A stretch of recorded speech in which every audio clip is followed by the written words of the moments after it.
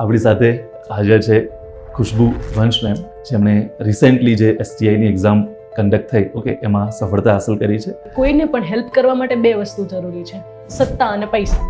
ચોક્કસથી. પૈસા મારી પાસે છે નહીં, પણ હું સત્તા મેળવી શકું. શરૂઆતમાં તમારા અનુભવ કેવા રહ્યા? 1 કલાક તમે ફોનમાંથી જેટલું મેળવો ને એટલું તમે જો બુક લઈને વાંચો ને તો 10 મિનિટમાં કવર થઈ જાય. જો તમારે ટૂંકા સમયમાં કરવું હોય ને તો ફોનથી દૂર રહેવું બહુ જરૂરી છે. જેટલા લોકો પ્રિલિમ્સ કરે છે ને એને પણ હું એ જ સલાહ આપીશ કે તમે મેક્સિમમ પેપર આપો, ડેઈલી પેપર આપો.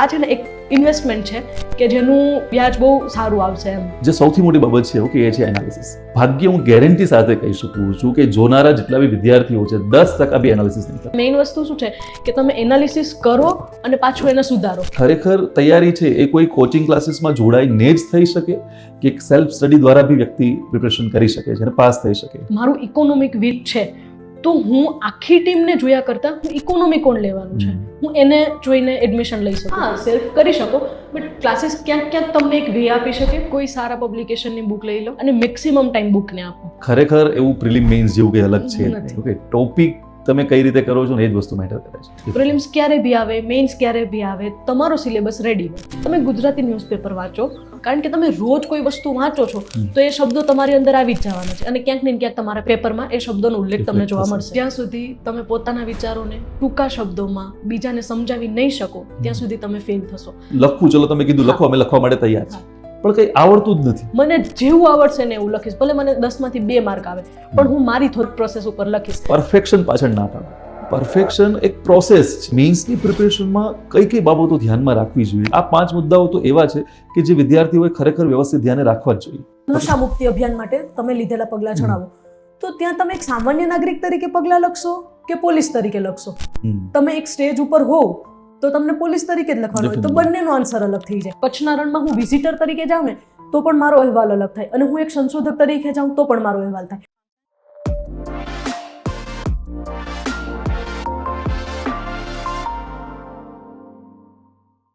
નમસ્કાર વિદ્યાર્થી મિત્રો, આપ સૌનું હાર્દિક સ્વાગત છે. આપણી સાથે આજે પોડકાસ્ટમાં એક એવા વ્યક્તિ હાજર છે, ઓકે, કે જેમની જર્ની મેં જોયેલી છે, ઓકે, એમની મહેનત મેં જોયેલી છે અને એના પછી એમને જ્યારે નિષ્ફળતાઓ મળી છે, ઓકે, ત્યારે એમની અમુક નિરાશાઓ બી મેં જોયેલી છે. પણ છતાં બી એ નિરાશાઓ સામે લડીને, ઓકે, એ આગળ વધ્યા અને આજે, ઓકે, એક ટોપર તરીકે, ઓકે, STIમાં સિલેક્ટ થઈને પોતાનું નામ રોશન કર્યું છે. અને સાથે સાથે જે કોડ છે, ઓકે, એને સાબિત કર્યો છે કે જે કહેવા માગે છે કે અસફળતા એક ચુનૌતી है, उसे स्वीकार करो, ओके, क्या कमी रह गई है देखो और सुधार करो. તો આ એના જીવન સાથે મેચ થતો એક કોડ છે. એમણે અસફળતાઓ સમયે એવું ના વિચાર્યું, ઓકે, કે નિરાશ થઈ જાય, નાસીપાસ થઈ જાય. ઘણા લોકો જે આ વસ્તુ કરતા હોય છે, તૈયારી છોડી દેવી, એ બધી વસ્તુઓની એમણે એ વસ્તુ જોઈ કે મારી તૈયારીમાં ક્યાં કચાશ રહી ગઈ છે, ઓકે. એ કચાશ ઉપર એને વર્ક કર્યું, સતત વર્ક કર્યું, ઓકે, અને છેલ્લે એક સફળતા મેળવી છે. જોકે આ તો એમની જે સફળતાની સીડી છે એમાં આ પહેલું કદમ છે, હજી તો એમને ઘણું આગળ જવાનું છે. પણ છતાં બી, ઓકે, આપણે સાથે મળીને સૌ એમને વેલકમ કરીએ અને એની આ સફળતા ઉપર એમને કોંગ્રેચ્યુલેટ કરીએ. Welcome ma'am. Thank you so much. આપણી સાથે હાજર છે ખુશ્બુ વંશ મેમ, ઓકે, જેમણે રિસેન્ટલી જે STIની એક્ઝામ કન્ડક્ટ થઈ, ઓકે, એમાં સફળતા હાંસલ કરી છે. અને એમની જે જર્ની રહી છે, ઓકે, એના વિશે મેં થોડીક તમને વાતચીત કરી. છતાં બી, ઓકે, એમના વિશે થોડીક માહિતી એમની પાસેથી જ સાંભળીએ આપણે. તો એક જે પણ વિદ્યાર્થીઓ આપણી સાથે જોડાયેલા છે, ઓકે, એ વિદ્યાર્થીઓ માટે એક નાનકડી એવી માહિતી આપના બેકગ્રાઉન્ડ વિશે અથવા તો આપના વિશે. મારું નામ વંશ ખુશ્બુ છે. મેં હાલમાં STIની એક્ઝામ પાસ કરી છે. મારું સ્કૂલિંગ 8th સ્ટાન્ડર્ડ સુધી મેં મારી પ્રાથમિક શાળામાં મારા ગામમાં કર્યું છે. ત્યાર પછી હું જુનાગઢ શિફ્ટ થઈ હતી અને છેલ્લા 3 વર્ષથી આ ફિલ્ડ સાથે જોડાયેલી છું. અને મેં 5 મેઇન્સ લખી છે, જેમાંથી છેલ્લી 2માં મને સફળતા મળી છે. હા, એ વસ્તુ હું ચોક્કસથી અહીંયા એક કહેવા માંગીશ કે ખાલી જસ્ટ STIમાં એણે સફળતા નથી મેળવી. હમણાં જ જાહેર થયેલ 240 નંબરની જે PSC ક્લાસ 1-2નું જે મેઇન્સનું રિઝલ્ટ છે, ઓકે, એમાં બી એ સિલેક્ટ થયા છે અને એમને ઇન્ટરવ્યૂ છે, રેડી. અને નો ડાઉટ ફરીથી આપણે એક પોડકાસ્ટ લાવીશું મેમ, ઓકે, કે જેમાં આપ ક્લાસ 1 હશો, ઓકે, અને ક્લાસ 1ના ટાઇટલ સાથે ફરી પોડકાસ્ટ લાવીશું ચોક્કસથી. ઓકે, હવે મારે તમને એ વસ્તુ જાણવી છે, વિદ્યાર્થીઓ ઘણા બધા, ઓકે, ફિલ્ડ સાથે જોડાયેલા છે.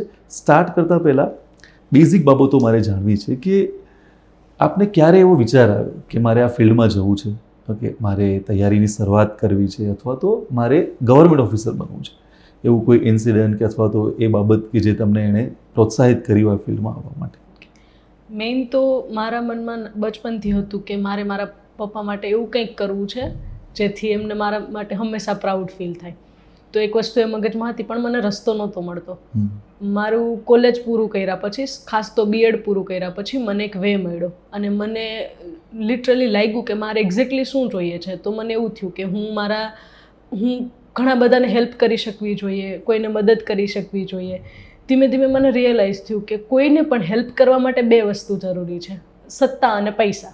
ચોક્કસથી. પૈસા મારી પાસે છે નહીં, પણ હું સત્તા મેળવી શકું. સત્તા ઇન ધ સેન્સ કે તમે કોઈ એક પદ ઉપર જઈને ઘણા બધા લોકોનું જીવન બદલી શકો છો.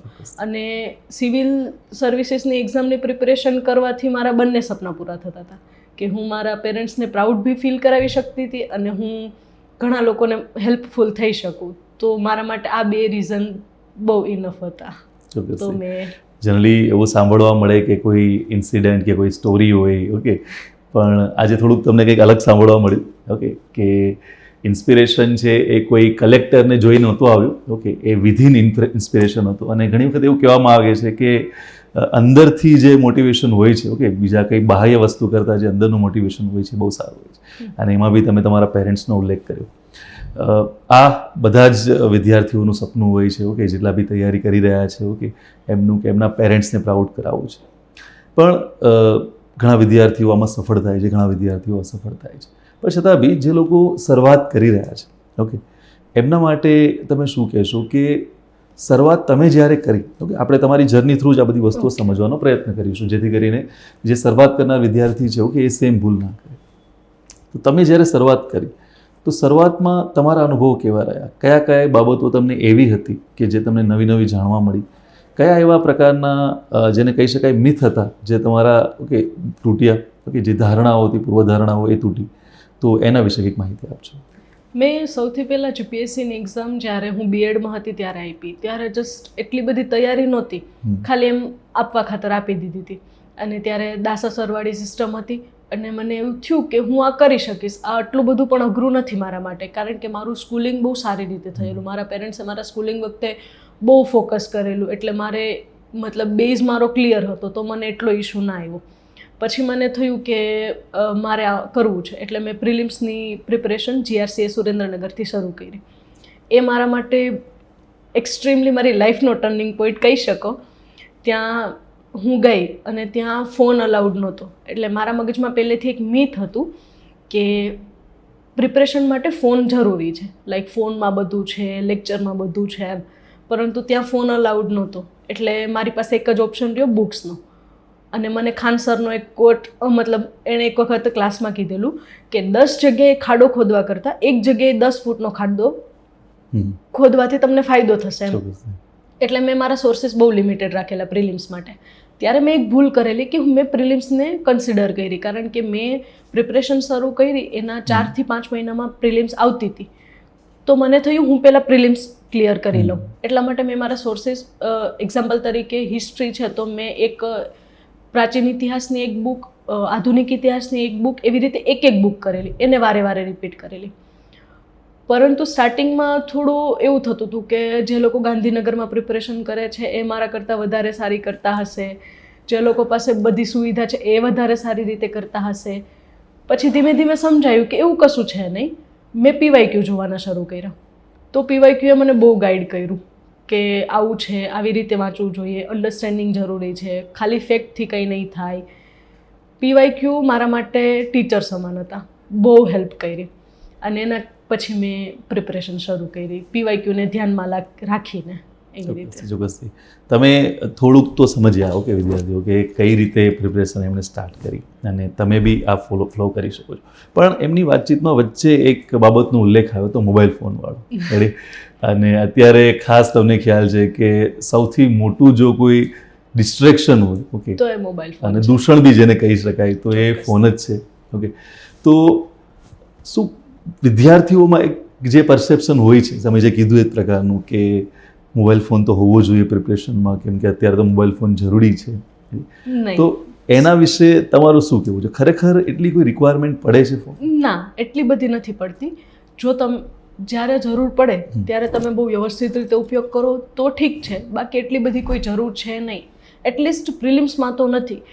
મેં એવું ફીલ કર્યું છે કે તમે કોઈ કરંટ માટે ટેલિગ્રામ ચેનલ જોઈન કરો, ઘણું બધું વાંચો, એના કરતાં તમે એ જ ટાઈમમાં એક્ઝામ્પલ તરીકે 1 કલાક તમે ફોનમાંથી જેટલું મેળવો ને એટલું તમે જો બુક લઈને વાંચો ને તો 10 મિનિટમાં કવર થઈ જાય. તો જો તમારે ટૂંકા સમયમાં કરવું હોય ને તો ફોનથી દૂર રહેવું બહુ જરૂરી છે. ચોક્કસ. જો આ વાત ખાસ ધ્યાન રાખજો. ઓકે, નો ડાઉટ અત્યારે ઓનલાઈન એજ્યુકેશન એક વે છે કે જેની મદદ તમે પ્રિપરેશન કરી શકો છો. ત્યારે તમારે ફોનની જરૂરિયાત પડશે કેમ કે ઓનલાઈન એજ્યુકેશનમાં તમારે ફોન થ્રુ જ થઈ શકશે. પણ એ એટલા જ સમય માટે યુઝ કરો કે જેટલા સમય માટે લેક્ચર ચાલી રહ્યો છે અથવા તો તમે કોઈ વસ્તુ ટેસ્ટ આપી રહ્યા છો કે એવું કશું. બાકીના સમયમાં ખરેખર યુઝ ના કરો. ઓકે, આ વસ્તુ તમને અત્યારે રિયલાઇઝ નહીં થાય. ઓકે, આગળ જતાં એક સમય એવો આવશે કે જ્યારે તમને રિયલાઇઝ થશે પણ ત્યારે ખાસો એવો સમય નીકળી ગયો હશે. ઓકે, પાછો ટર્ન બેક કરવાનો. રેડી? તો આપણે એક બહુ સારી બાબત અહીંયા જાણવા મળી કે મોબાઈલ ફોન ખરેખર જરૂરી નથી. અને કદાચ કોઈ વ્યક્તિ સિમ્પલ રીતે હું તમને કહેતો હોય કે ના યુઝ કરો, જરૂરી નથી, તો તમે બિલીવ ના કરો. પણ જ્યારે એક ટોપર કહે છે, ઓકે, એક સક્સેસફુલ વ્યક્તિ કહે છે, તો ત્યારે તમે બિલીવ કરી શકો ખરેખર રિક્વાયરમેન્ટ છે નહીં. ઓકે, ફોન વગર બી પાસ થઈ શકાય. બીજી વસ્તુ કે શરૂઆત તમે કરી દીધી, તમે કીધું એ પ્રમાણે કે PYQs બહુ મોટો રોલ પ્લે કર્યો અને એનાથી તમને અન્ડરસ્ટેન્ડિંગ બિલ્ડ થઈ કે કેવા પ્રકારના પ્રશ્નો પૂછાય છે અને કઈ કઈ બાબતો ધ્યાને રાખવી જોઈએ. સ્ટાર્ટ કરતાં પહેલાં જેમ કે ફોર એક્ઝામ્પલ તરીકે તમે GPSC વિશે શું જાણતા હતા, એમ કે શું છે, કઈ કઈ પોસ્ટ આવે છે, એવું કોઈ તમને માહિતી હતી એમ? ઓકે, અને ત્યારે તમે કંઈક એવું ડ્રીમ બનાવ્યું હોય કે મારે આ વસ્તુ કરવી છે અથવા તો આ એક પોસ્ટ માટે તૈયારી કરવી છે, જેને હોય છે ને કોઈની ડ્રીમ પોસ્ટ હોય છે કે ફોર એક્ઝામ્પલ તરીકે ખાખી. ઓકે, તો જેટલા વિદ્યાર્થીઓ જોઈ રહ્યા છે, ઓકે, એમાં તો ઘણા મોસ્ટ ઓફ વિદ્યાર્થીઓનું ખાખી સપનું હોય છે, તો એને બીજું કશું નથી દેખાતું. તો એવી કોઈ ડ્રીમ પોસ્ટ જે તમને મોટિવેટ કર્યા હોય સ્ટાર્ટિંગમાં? હા, ડેફિનેટલી. મને ઓલવેઝ એવું થતું કે GPSC is my cup of T. તો હું GPSCમાં ટોપમાં આવી જઈશ, હું ટોપ કરીશ. અને ઓબ્વિયસલી હું ડેપ્યુટી કલેક્ટરની પોસ્ટને ધ્યાનમાં રાખીને મેં પ્રિપરેશન શરૂ કરેલી. અને એના માટે મને એટલી ખબર હતી કે જો મારે ટોપમાં જવું હશે ને તો મને નાની ભૂલ પણ ક્ષમ્ય છે જ નહીં. હું નાની ભૂલ નહીં કરી શકું. અને શરૂમાં પ્રિલિમ્સમાં એવું થતું કે હું ટેસ્ટ આપતી ને ત્યારે મારે બહુ બધી ભૂલો પડતી. એટલે મેં એક વસ્તુ કરેલી, ક્યારેય ટેસ્ટ ફોનમાં નહીં આપેલી, પ્રિન્ટ કઢાવી લઉં. અને એક્ઝામ્પલ તરીકે 100 માર્કની ટેસ્ટ છે તો હું 1 કલાકમાં આપવાની હોય ને તો 50 મિનિટમાં આપતી. એટલે કે એક્ઝામ સેન્ટરમાં જ્યારે તમે જાઓ, કોઈ તમારી પાસે સાઇન કરાવવા આવ્યું, તમારી 5-10 મિનિટ આમથી આમ થઈ તો ચાલે, એટલે 50 મિનિટમાં આપતી. અને પછી મેં કોઈ ભૂલ કરી હોય ને તો હું મારું આખું પેપર ચિતરી દેતી. કે એક્ઝામ્પલ તરીકે ક્વેશ્ચન 1 મારો સાચો પડ્યો તો ઠીક છે, તો પણ હું ત્યાં લખતી કે મેં આવું વિચાર્યું એટલે મારો ક્વેશ્ચન સાચો પડ્યો, મેં અહીંયા ભૂલ કરી, મેં OMRમાં ટીક કરવામાં ભૂલ કરી, મેં અહીંયા ગણતરી ખોટી કરી. મતલબ આખું પેપર એવી રીતે થતું. તો મારું પેપર તો કલાકમાં પતી જતું, પાછળ 3 કલાક મેં ક્યાં ભૂલ કરી અને શું આવે તો પેપર સોલ્યુશનમાં વધારે જતું. જેટલા લોકો પ્રિલિમ્સ કરે છે ને એને પણ હું એ જ સલાહ આપીશ કે તમે મેક્સિમમ પેપર આપો, ડેઇલી પેપર આપો. આ છે ને એક ઇન્વેસ્ટમેન્ટ છે કે જેનું તમને મતલબ વ્યાજ બહુ સારું આવશે એમ, મતલબ રિઝલ્ટ બહુ સારું આવશે કે ડેઇલી ટેસ્ટ આપો, ક્યાં ભૂલ કરો છો. મેં ઘણા લોકોને જોયા છે, ઇવન મારા ફ્રેન્ડ્સમાં બી ઘણા લોકો એવા છે જે ખાલી ટેસ્ટ આપી દે, માર્ક જોઈ લીધા, કમ્પ્લીટ, હવે કંઈ નહીં, કે ઓકે ઠીક છે થઈ ગયું.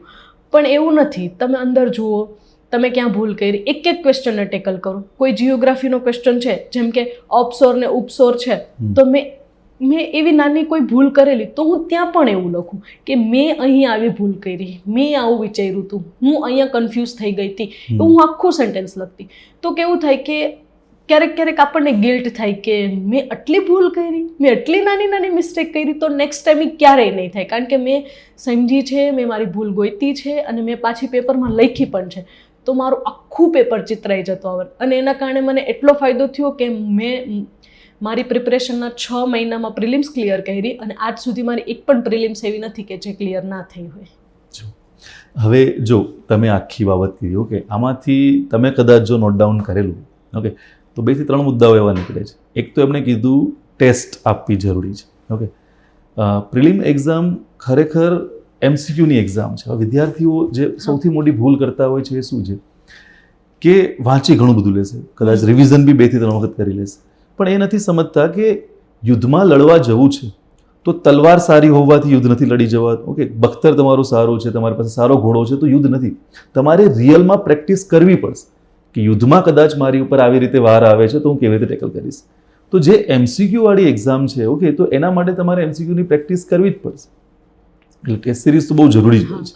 અને એના પછી ઓકે, સૌથી મોટી બાબત જે જાણવા મળી કે જે લગભગ ટેસ્ટ તો મેં આપી દઈશ, ઘણા વિદ્યાર્થીઓ આપતા હોય છે, પણ જે સૌથી મોટી બાબત છે ઓકે એ છે એનાલિસિસ. રેડી? ભાગ્ય હું ગેરંટી સાથે કહી શકું છું કે જોનારા જેટલા બી વિદ્યાર્થીઓ છે 10% બી એનાલિસિસ નહીં કરતા. 1% પણ નહીં કરતા. આ મારી સાથે જેટલા બી વિદ્યાર્થીઓ ગયા છે ઓકે, આટલી બેચો મેં કમ્પ્લીટ કરાવી છે ઓકે, આ બધા વિદ્યાર્થીઓને જ્યારે પૂછવામાં આવે ઓકે, જેવી રીતે એક્ઝામ જાય એટલે પછી મેસેજ આવે કે સર એક રિઝલ્ટ આવે ત્યારે 1 માર્ક્સથી રહી ગઈ, 2 માર્ક્સથી રહી ગયું ઓકે, એ રીતના નાના મોટા મેસેજ આવે. અને માર્જિન બહુ નાના જ હોય છે દર વખતે ઓકે, નાના માર્જિન હોય છે. હવે જે આ માર્જિન છે ઓકે, એને પૂછું કે ભાઈ તમે ટેસ્ટ કેટલી આપી હતી એક્ઝામ પહેલા, તો કે સર 1 આપી હતી, કોઈ કહે તો 1 આપી જ નથી ઓકે, 1 બી નહીં, એ રીતના.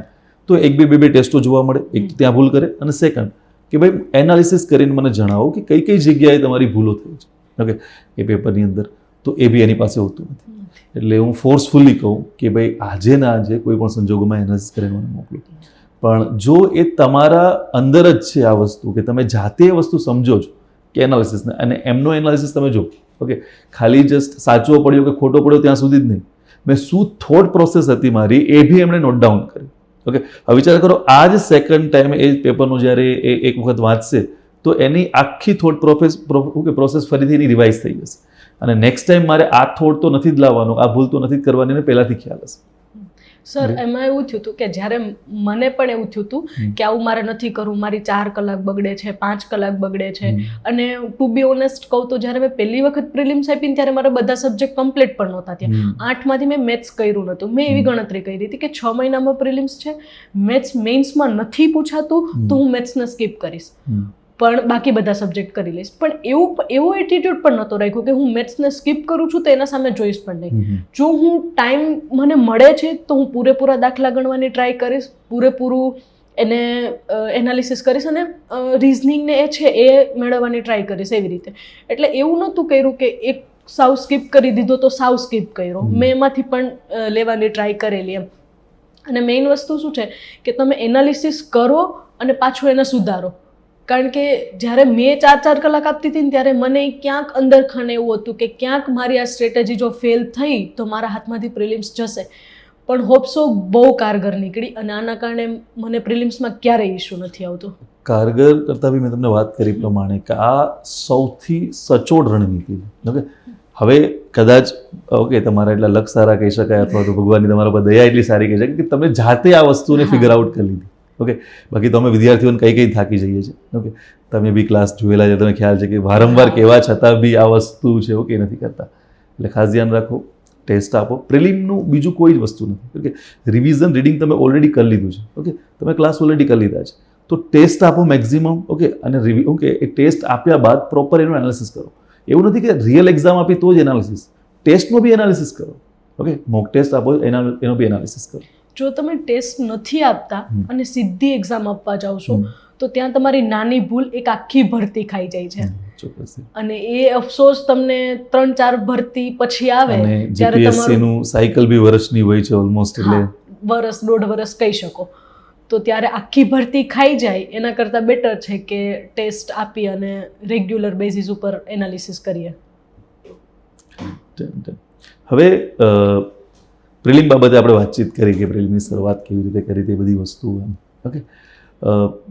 વિદ્યાર્થીઓનો જે કોમન ક્વેશ્ચન રહેતો હોય છે કે બુક લિસ્ટ શું હોય, સોર્સ કયા યુઝ કરવા જોઈએ ઓકે, જે લોકો સ્ટાર્ટ કરી રહ્યા છે એના માટે. તો શું કહેવું છે તમારું કે કયા કયા સોર્સિસ યુઝ કરી શકે એક વસ્તુ, અને બીજી એક વસ્તુ કે ખરેખર તૈયારી છે એ કોઈ કોચિંગ ક્લાસીસમાં જોડાઈને જ થઈ શકે કે સેલ્ફ સ્ટડી દ્વારા બી વ્યક્તિ પ્રિપરેશન કરી શકે છે અને પાસ થઈ શકે? પહેલાં તો વિદ્યાર્થીઓ અત્યારે જે પબ્લિસિટીને જોઈને ક્યાંય બી એડમિશન લઈ લે છે, ફેકલ્ટી જોતા નથી, અથવા તો વિદ્યાર્થી ઘણી વખત એવું કહે છે કે એક્ઝામ્પલ તરીકે મારું ઇકોનોમિક વીક છે તો હું આખી ટીમને જોયા કરતાં હું ઇકોનોમી કોણ લેવાનું છે હું એને જોઈને એડમિશન લઈ શકું, અથવા તો પબ્લિસિટી કરતાં પણ કે મારા જે સબ્જેક્ટ વીક છે મને અહીંયાથી માર્ગદર્શન મળશે કેવું છે એના ઉપર. હા, સેલ્ફ કરી શકો, બટ ક્લાસીસ ક્યાંક ક્યાંક તમને એક વે આપી શકે, તમારી થોટ પ્રોસેસમાં હેલ્પ કરી શકે, અને જો કોઈ મેન્ટર મળી જાય તો બહુ સારી રીતે હેલ્પ કરી શકે તમને. ચોક્કસથી. અને આજે બાબત કીધી કે ભલે આપણે આપણા પોતાના ક્લાસીસ બી ચાલે છે, પણ છતાં બી ઓકે હંમેશા ડેમો લેક્ચર ભરો. ઓકે, જો રિવ્યૂ રિયલ સ્ટુડન્ટના લો, માર્કેટિંગના પબ્લિસિટીના લો, કે એ વસ્તુ બહુ સાચી કીધી તમે. અને આમાં પ્રોબ્લેમ એક વસ્તુ હોય છે, ઓકે, તમને બી ખ્યાલ હશે આ વસ્તુનું, કે બધા પાસે એટલો સમય નથી હોતો. ઓકે, કે 5-5, 6-6 વર્ષ લઈને આવ્યા છે, તો ઓબ્વિયસલી છે કે કદાચ ક્લાસીસના લીધે એનું એકાદ વર્ષ બગડી જાય છે તો એ વેસ્ટ જાય છે. અને સૌથી મોટો પ્રોબ્લેમ જે ગુજરાતમાં જોવા મળે છે એ છે ફાઇનાન્શિયલ પ્રોબ્લેમ. તો ફીસ જ્યારે જીપીએસસીની મોટી હોય છે, ઓકે, તો ત્યારે એ કદાચ ક્લાસમાં જોડાયા બાદ જેને ડિસિઝન એવું લાગે છે કે હું ખોટો જોડાયું, ઓકે, તો એની પાસે એવા ઓપ્શન નથી હોતા કે ફરીથી બીજા ક્લાસમાં જોડાઈને ફરીથી ફીસ ભરે. ચોક્કસથી. અને જે બુક સોર્સ બાબતે હતી, ઓકે, તો બુક બાબતે અને સેલ્ફ સ્ટડીથી થઈ શકે કે શું ક્લાસીસ જોઈન કરવા જ જોઈએ. ઓકે, એના બાબતે કોઈ સારા પબ્લિકેશનની બુક લઈ લો. જેવી રીતે મેં એક બુક રાખેલી, મેં મેઇન્સમાં પણ એવી રીતે એક જ બુક, એક એ સબ્જેક્ટની બીજી બુક નહીં, અને મેક્સિમમ ટાઈમ બુકને આપો. લાઈક તમને ગમે છે નથી ગમતું, બુકને સમજો, વારે વારે બુક વાંચો તો તમને સમજાઈ જશે. હું એક સમય એવું કરતી કે જ્યારે હું સુરેન્દ્રનગર હતી ને તો હું હાથમાં અથવા એક નાની ચિઠ્ઠીમાં લખી રાખતી કે મને આ પોઈન્ટ નથી સમજાણું, તો જ્યારે બી હું રૂમે જાઉં સાંજે તો 11 વાગ્યા પછી ફોન અલાવ હતો તો હું ત્યારે સર્ચ કરી લેતી કે એક્ઝેક્ટલી આનો મતલબ શું છે, આ શું કહેવા માગે છે. કરંટમાં ઘણા એવા ટોપિક હોય કે જે આપણને ત્યારે ને ત્યારે ન સમજાય, તો એવી રીતે કરતી. એટલે મેઇન વસ્તુ છે તમે બુકને ટાઈમ આપો, ફોનને જ બિલકુલ નહીં, ટેલિગ્રામને બિલકુલ નહીં. તમે કોઈ એક પીડીએફમાં જેટલો સમય આપશો ને એના કરતાં હાફ કરતાં પણ ઓછા સમયમાં તમે બુકમાંથી ફટાફટ શીખી શકશો. પીડીએફ તો સેવ અને શેર કરવા માટે જ હોય છે, એ તો તમને બી ખ્યાલ છે પ્રમાણે. ઓકે, વિદ્યાર્થીઓ ટેલિગ્રામમાં અને જોડાયેલા હોય છે, જેટલી બી પીડીએફો મોકલો કે એ શેર કરીને સેવ કરીને રાખશે અને ત્યાં જ પડી હોય છે, પછી ક્યારેય જોવા નથી. એટલે જ કહી રહ્યા છે ઓકે કે બુકો છે, ઓકે, ઇમ્પોર્ટન્ટ છે. હવે બુકલિસ્ટ બાબતે કોઈ એ પ્રશ્ન ના હોય, કેમ કે બુકલિસ્ટ કોમન જીપીએસસીના જે છે એ બધા છે, ઓકે. પણ કહેવાનો અર્થ શું છે કે જે બી તમે યુઝ કરો છો, ઓકે, એ કીધું એ પ્રમાણે શું છે કે એક લિમિટેડ રાખો. ઓકે, એક સુધી લિમિટેડ રહો. બીજું કે એને જ વારંવાર રિવાઇઝ કરો. ઓકે, તો એ વસ્તુ જે એમણે જણાવી. બીજું કે સેલ્ફ સ્ટડીથી થઈ શકે કે ક્લાસીસ જોઈન કરવા જ જોઈએ. જો તમારું સ્કૂલિંગ સારું નથી, ઇટ મીન્સ કે એવું નહીં કે તમે સારી સ્કૂલમાં નથી, બટ તમે ધ્યાન નથી આપ્યું, તમે જો સ્કૂલ ટાઈમમાં લાઇટલી લીધું છે, તમે નથી કર્યું, તો તમારે એનસીઆરટી જીસીઆરટીની જરૂર પડે. બટ તમારું સ્કૂલિંગ થોડું સારું હતું, તમારા ફંડામેન્ટલ થોડા ક્લિયર છે, તો તમે આગળ વધી શકો. અને એવું નથી કે થ્રુ આઉટ પ્રિપેરેશનમાં તમને કોઈ ક્લાસીસની જરૂર પડે. એક સ્ટેજ પર પણ પડી શકે. એક્ઝામ્પલ તરીકે મારે પ્રિલિમ્સમાં નહોતી પડી, પણ મને એવું ફીલ થયું હતું કે મારે મેઇન્સ માટે ક્લાસ કરવા જોઈએ, પણ એનો અનુભવ પણ થોડો સારો નહોતો કે મને બધું જ મળી ગયું, જે મારા ક્વેશ્ચન હતા એના બધાના સોલ્યુશન મળ્યા. ત્યારે મારા મગજમાં એક સરે મને એવું કીધેલું કે અપોદીપો ભવ, એમ બુદ્ધ કેમ કહે છે કે પોતાની રીતે આગળ વધો, પોતાને જેટલું સમજાય એ રીતે આગળ વધો. તો પછી ત્યારે મેં એવું કર્યું કે હું પેપર ચેકર હોઉં તો મને શું જોઈએ પેપરમાં, મને સારા અક્ષર જોઈએ, મને નીટ એન્ડ ક્લીન જોઈએ, હું ક્વેશ્ચનને જસ્ટિફાઈ કરતી હોવી જોઈએ, મેં કોઈ આડાવડું લખેલું ના હોવું જોઈએ, મારી ચોખ્ખાઈ હોવી જોઈએ. તો એવા બધા પોઈન્ટ મેં ફાઇન્ડ આઉટ કર્યા કે હું પેપર ચેકર હોઉં તો મને શું જોઈએ. એ પછી મેં ધીમે ધીમે એના ઉપર કામ કર્યું. તો અલ્ટિમેટલીમાં એ જ વસ્તુ છે કે સેલ્ફ સ્ટડીથી બી થઈ શકે છે, પણ કહેવાનો મતલબ કે તમને ખુદને પોતાને જેને કહીએ છીએ ને કે પોતાને તરાસતા આવડવું જોઈએ, પોતાની રીતને અંદર શું છે વસ્તુ, ઓકે, એ તમને ખ્યાલ પડવી જોઈએ. ઓકે, એક સારો શબ્દ ગુજરાતીમાં છે, જો કે મને યાદ નથી આવતો અત્યારે. તો કહેવાનો મતલબ શું છે કે જો તમે પોતાની જાતે કરવા માંગો છો તો ડિસિપ્લિન સૌથી મેઇન વસ્તુઓ છે. ઓકે, ડિસિપ્લિનમાં તમે રહી શકો છો તો જ પોતાની રીતે કરી શકશો. કોચિંગ એવું નથી કે કોચિંગમાં જોડાયેલા પાસ થઈ ગયા. આ સૌથી મોટી ભૂલ છે. ઓકે, કે કોચિંગમાં જોડાયેલા પાસ થઈ જશે. કોચિંગ કંઈ જ નથી કરતું. કોચિંગ ખરેખર તમારી પ્રિપરેશનમાં કદાચ 30% રોલ પ્લે કરતું હોય તો એના જેવું. ઓકે, કોચિંગ ખાલી તમને રસ્તો બતાવી શકે છે. ઓકે, કેમ કે હું વિદ્યાર્થીઓને એક બાબત કહેતો હોઉં છું કે ક્લાસમાં 100 વિદ્યાર્થીઓ હોય છે, બધાને સેમ મટીરિયલ મળી રહ્યું છે, બધાને સેમ કન્ટેન્ટ મળી રહ્યું છે, બધાને સેમ ટેસ્ટ મળી રહી છે, છતાં બી શું કામ 10 લોકો પાસ થાય છે અને બીજા નથી થતા. ઓકે, તો હું એક વાત કહીશ કે ક્લાસીસ ઇમ્પોર્ટન્ટ છે. ક્યાં ખબર, ક્લાસીસ તમે જોઈન કરો ને તો તમારે શું વાંચવું એ વિચારવું નથી પડતું, ક્યારે ટેસ્ટ આપવી એ વિચારવું નથી પડતું, ક્યાંથી ટેસ્ટ પેપર ગોતવા એ વિચારવું નથી પડતું, હું કોની પાસે ચેક કરાવું એ વિચારવું નથી પડતું. એ બધું પ્રોવાઈડ કરી દે. બટ છેલ્લે એન્ડ ઓફ ધ ડે આવે તમારા ઉપર કે તમે શું કર્યું છે, વિદ્યાર્થી ઉપર. એવી રીતે એટલે હંમેશા યાદ રાખવાનું છે કે ક્લાસીસમાં જોડાયા બાદ એવી આશા રાખી લેવી કે નહીં હું ક્લાસીસ કરી તો પાસ થઈ જઈશું, કે એવું બિલકુલ નથી. સેલ્ફ તમે જેટલા અવેર હશો, કે પોતાની જાતે જેટલા જાગૃત હશો, ઓકે, અને કંઈ વસ્તુમાં ક્યુરિયોસિટી ધરાવતા હશો, કે પોતાની રીતે કંઈક એક્સપ્લોર કરવાની જો તમારી પેલી હશે તો ડેફિનેટલી હશે. ચોક્કસથી. હવે થોડું મેઇન્સ પર જઈએ. ઓકે, પ્રિલિમ તમે ક્લિયર કરી લીધી. ઓકે, તો વિદ્યાર્થીઓએ બી ચલો વાતચીતમાં પ્રિલિમ ક્લિયર કરી લીધી. હવે મેઇન્સ પર જઈએ છીએ આપણે.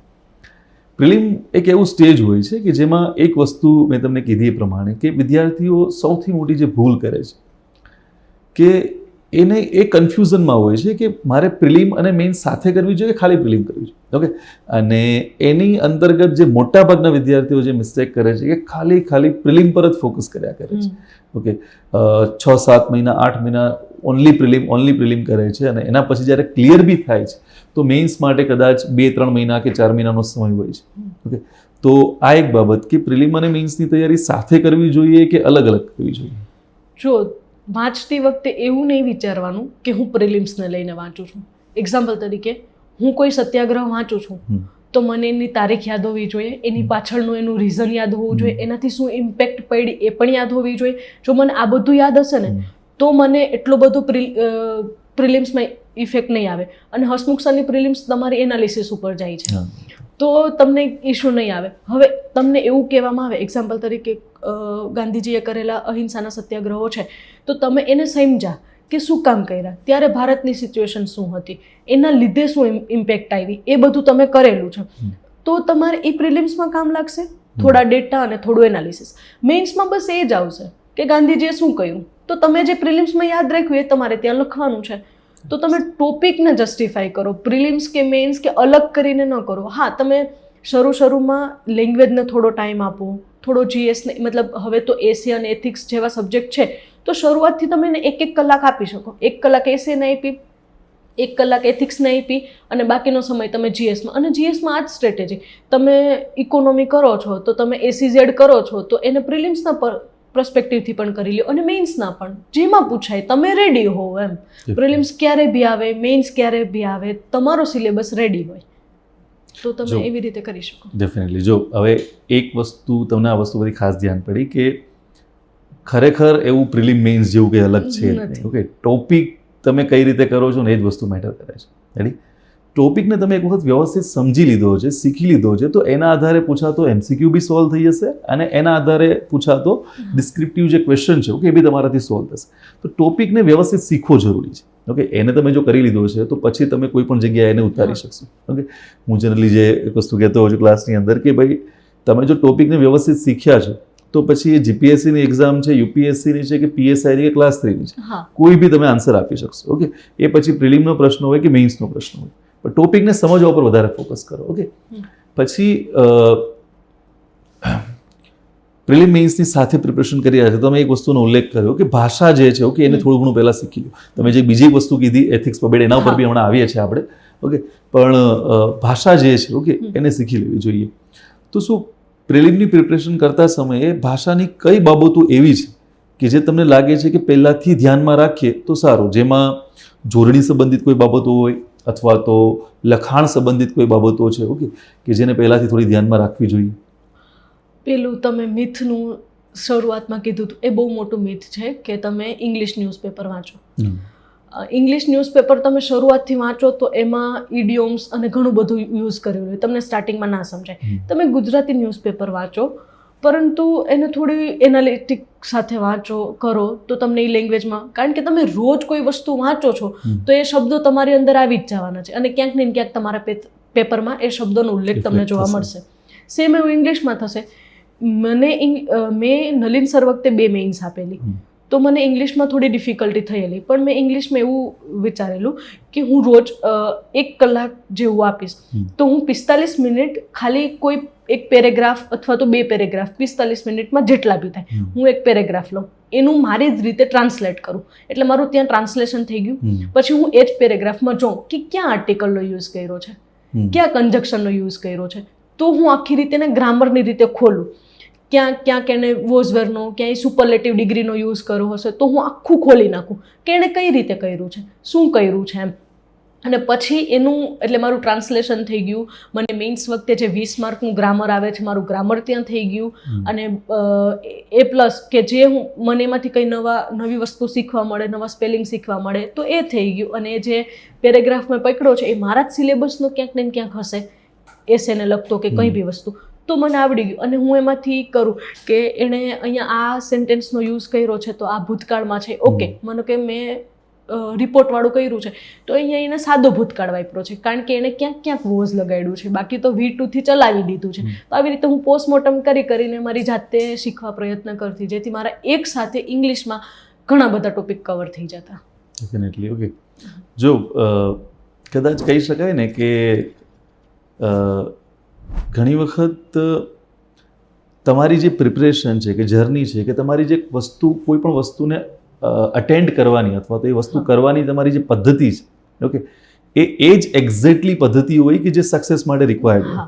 ઓકે, તો એમને જે પ્રિલિમની વાત કરી હતી, ટેસ્ટના એનાલિસિસની વાત કરી, ઓકે, અને આજે નાની નાની ઝીણવટની વાત કરી કે કઈ કઈ બાબતો ધ્યાનમાં રાખવાની. આ તમામ વસ્તુઓ એવી જ છે કે જે ખરેખર રિક્વાયર્ડ છે, ઓકે, જે જરૂરી છે. ઓકે, તમે નો ડાઉટ કંઈક વસ્તુઓ ટ્રાય કરીને એરર પછી શીખો છો, પણ અહીંયાથી તમને એ વસ્તુ જાણવા મળી કે ખરેખર એ વસ્તુ કરવાની રિક્વાયરમેન્ટ નથી. તમે કરો, ઓકે, એટલે ધીરે ધીરે વસ્તુ છે પોતાની રીતે ઓકે સેટ થતી જશે. ચલો, તો એ વસ્તુ છે. ઓકે, એના પછી બીજો એક જે કોમન ક્વેશ્ચન હોય છે, ઓકે, પ્રિલિમ પાસ કર્યા બાદ, કે ઘણી વખત સમય ઓછો હોય છે. ઓકે, જીપીએસસી બહુ ઓછો સમય આપે છે મેઇન્સ માટે થઈને, અને ઘણા વિદ્યાર્થીઓ એવા બી હોય છે કે જેમ કે તમારું જ એક્ઝામ્પલ આપણે લઈ શકીએ કે જે તે સમયે મેઇન્સમાં કે સમય બહુ ઓછો હોય છે અને મેઇન્સ કરેલી જ નથી પહેલાં, કે પ્રિલિમ જ કરેલી છે. તો એવા સમયે શું કરવું જોઈએ કે શોર્ટ ટાઈમ માટે થઈને? લખવું જોઈએ. જ્યાં સુધી તમે પોતાના વિચારોને ટૂંકા શબ્દોમાં બીજાને સમજાવી નહીં શકો ત્યાં સુધી તમે ફેલ થશો. મેં શરૂઆત કરેલી ત્યારે શાયદ તમને યાદ હશે, મેં એક એસે લખેલો જળવાયુ પરિવર્તન ઉપર અને મેં ચેક કરવા માટે આપેલો એડમિન પાસે. તમે ચેક કર્યો અને એ મતલબ મેં એસેમાં 1 2 3 એવા પોઈન્ટ લખેલા અને મને બહુ કહેવામાં આવ્યું કે આવું હોવું જ ના જોઈએ એમ. ત્યારે મને સમજાણું કે ઓકે, બટ ત્યારે હું એ પણ બાબતથી ખુશ થઈ હતી કે ઠીક છે, મને એક વેતો મળ્યો, મને એટલી તો ખબર પડી કે એસેમાં પોઈન્ટ ના હોય. તો જેટલું લખશો, જેટલું પોતાના વિચારોને જસ્ટિફાઈ કરશો તે એટલો તમને ફાયદો થશે. એક્ઝામ્પલ તરીકે મને એવું લાગતું, મતલબ મેં એવું વિચાર્યું હતું કે મારી પરિસ્થિતિ, મારી સિચ્યુએશન, કે મને પેપર સેટર નથી ઓળખતો, પેપર ચેકર કોને ઓળખે છે? મારા પેપરને. તો હું મારું પેપરમાં મારી પર્સનાલિટી રિફ્લેક્ટ થાય એવું હું લખવા પ્રયત્ન કરીશ, તો એના કારણે મને ફાયદો થયો. અને છેલ્લે સર તમે જોયું હોય તો હસમુખ સરની પેટર્નમાં તમારા વિચારો ઉપર જાય છે. તમે પોતે શું વિચારો છો તો કેમ છો, આવું છે તો કેમ છે, આના જવાબ તમે ત્યારે જ આપી શકો જ્યારે તમારી અંદર એ લેવલના વિચાર હોય, તમે એ બાબતે કંઈ પહેલાં વિચારેલું હોય, તમે એનાલિસિસ કરેલું હોય, તો તમે પેપરમાં લખી શકો. ડેફિનેટલી. હવે જો આ તમારો જો ક્વેશ્ચન હતો કે આપણો જે શોર્ટ ટાઈમમાં, ઓકે, એમણે તમને કીધું બી ખરું આ વસ્તુ, નો ડાઉટ. ઓકે, એ વસ્તુ હું સ્ટુડન્ટને કહેવા માગીશ અહીંયા મારા તરફથી કે વિદ્યાર્થીઓ ઘણા હોય છે, ઓકે, ગાઈડન્સ માટે બી ઘણા વિદ્યાર્થીઓ આવતા હોય છે, ઓકે, પણ ખુશ્બુ મેડમ એમાં એવા એક અમુક વિદ્યાર્થીઓમાંથી છે કે જેને જ્યારે જે ઇન્સ્ટ્રક્શન આપો છો ને એ ફોલો કરે છે. ઓકે, એને જેમ કે નો ડાઉટ, ઓકે, જે તે સમયે તો આપણે ઠપકા તરીકે જ કહેતા હોય કે આવું ના કરવાનું, પેલું ના કરવાનું, એ બધી વસ્તુ, પણ એને નેગેટિવ લીધા કરતાં એણે પોઝિટિવ લીધું, ઓકે, અને પોઝિટિવ લઈને શું કર્યું એમાં ઇમ્પ્રુવમેન્ટ કરી. રેડી? તો હંમેશા જ્યારે બી કોઈ હું સલાહ તમને આપતો હોઉં છું, ઓકે, ઘણી વખત કદાચ ગુસ્સામાં કોઈ સલાહ તમને આપી હોય, ઘણી વખત તમને એ વસ્તુ હાર્શ લાગે, ક્લાસની વચ્ચે કદાચ કંઈક ઠપકો આપી દીધો હોય, તો એ વિદ્યાર્થી કોઈ બી, ઓકે, હું પણ હોય કે કોઈ બી બીજા ફેકલ્ટી હોય, એમનો ઉદ્દેશ્ય શું છે? તમને સાચી માર્ગ બતાવવાનો, સાચો માર્ગ અથવા તમારી જે થઈ રહેલી ભૂલ છે, ઓકે, એને સુધારવાનો છે, એને હાઇલાઇટ કરવાનો છે. તો હંમેશા જે કીધું એ પ્રમાણે કે જો કહેવામાં આવી રહ્યું છે તમને કે લખો, તમને પ્રશ્નો પહેલાં એ જ થાય કે સાહેબ આવડતું જ નથી કંઈ, ઓકે, કંઈ વાંચ્યું જ નથી, હજી તો લેક્ચરે પૂરા નથી થયા, ઓકે, હજી તો અમારો આ વિષય બાકી છે, અમારો પહેલો વિષય, આ એક્સક્યુઝની વાત કરી રહ્યો કે જે વિદ્યાર્થીઓ આપે છે. શું કહે છે?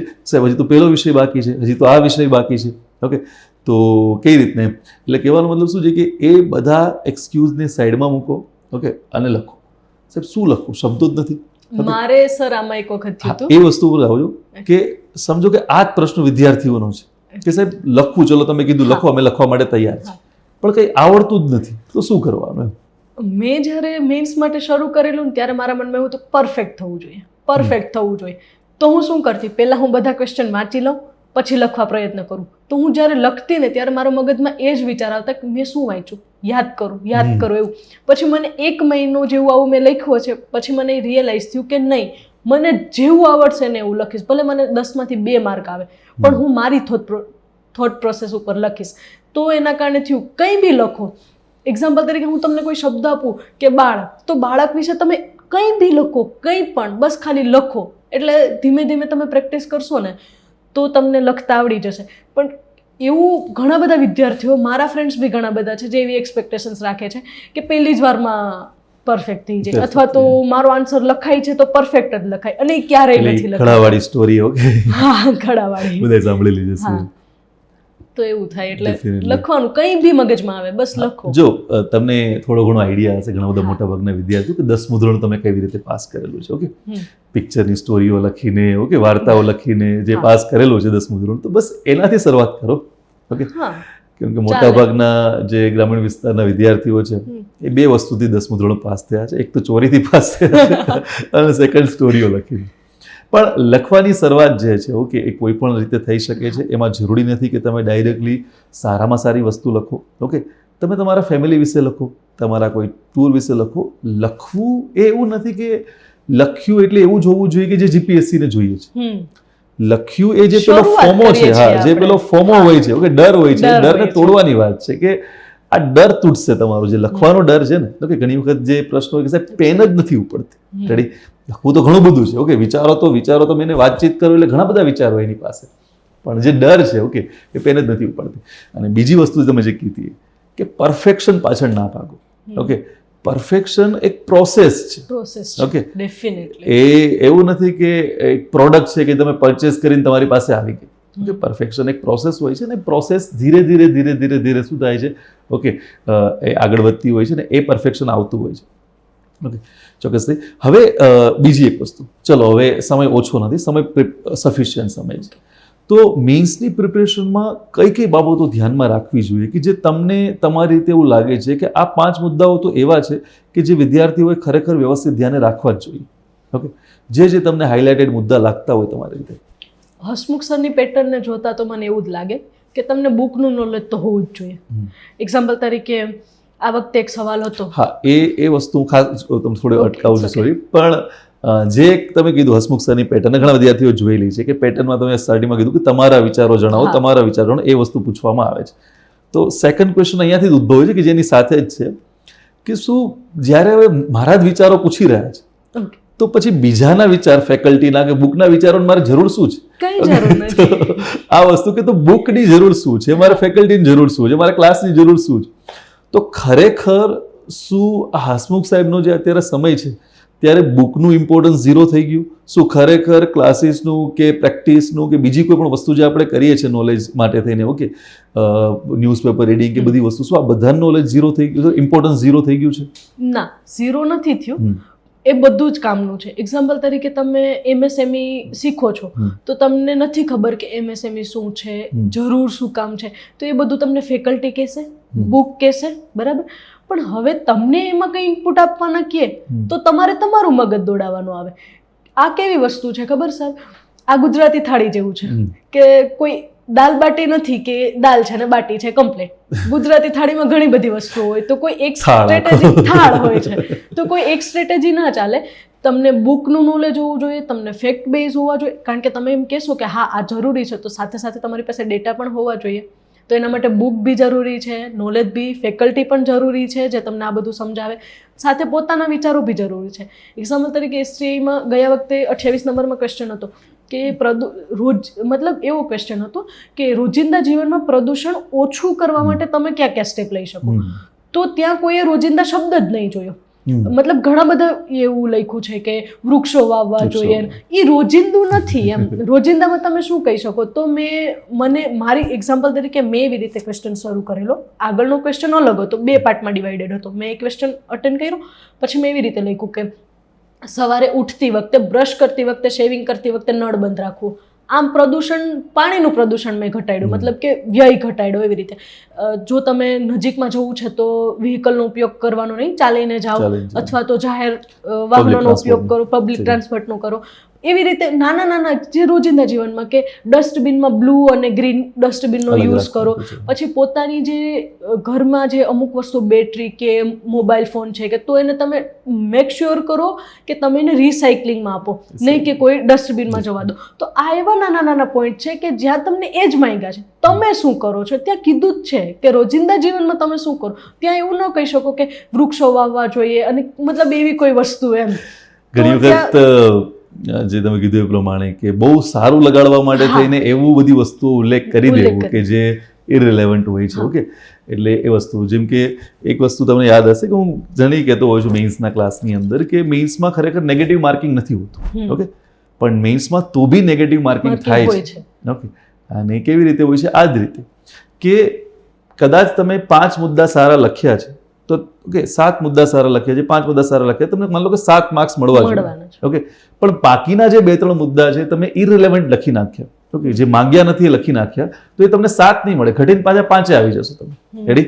તો આ રીતના એટલે આજે નાની નાની બાબતો હોય છે. ઓકે, એ ખાસ ધ્યાનમાં રાખવાનો. એટલા જ માટે કહેવામાં આવે છે કે પ્રશ્ન જે છે મેઇન્સમાં, ઓકે, એ તમારા માટે એક પ્રકારે ગાઈડિંગ લાઇટ છે. ઓકે, દીવા દાંડી બી તમે કહી શકો છો. રેડી? કેમ કે એ જ તમને રસ્તો બતાવશે કે તમારે આનો આન્સર કેવી રીતે લખવાનો છે. તમામ વસ્તુ પ્રશ્નમાં જ છુપાયેલી છે. ઓકે, એટલે પ્રશ્નો તો ખાસ વાંચવો. ઓકે, અને ખાસ જે વસ્તુ કહેવામાં આવતી છે કે બ્રેઇન સ્ટોર્મિંગ જે છે, ઓકે, એ ખાસ કરવો. ચલો, એના પર બી હું તમને એક વસ્તુ પૂછવા માંગીશ કે વિદ્યાર્થીઓ મોટાભાગના જે પેપર લખીને મને આપે છે, ઓકે, તો મેઇન્સના આન્સર જ્યારે ચેક કરતો હોઉં છું તો હું પહેલી મારી આદત છે કે હું છેલ્લું પેજ ચેક કરું. ઓકે, કે જ્યાં મોટાભાગે રફ વર્ક માટેનું પેજ હોય છે ને જ્યાં બ્રેઇન સ્ટોર્મિંગ વિદ્યાર્થીઓ કરેલું હોય છે. 90% કિસ્સામાં એ પેજ ખાલી જ હોય છે. ઓકે, એટલે મતલબ કે એ લોકોએ બ્રેઇન સ્ટોર્મિંગ કશું કરેલું જ નથી એવું સાબિત થાય છે.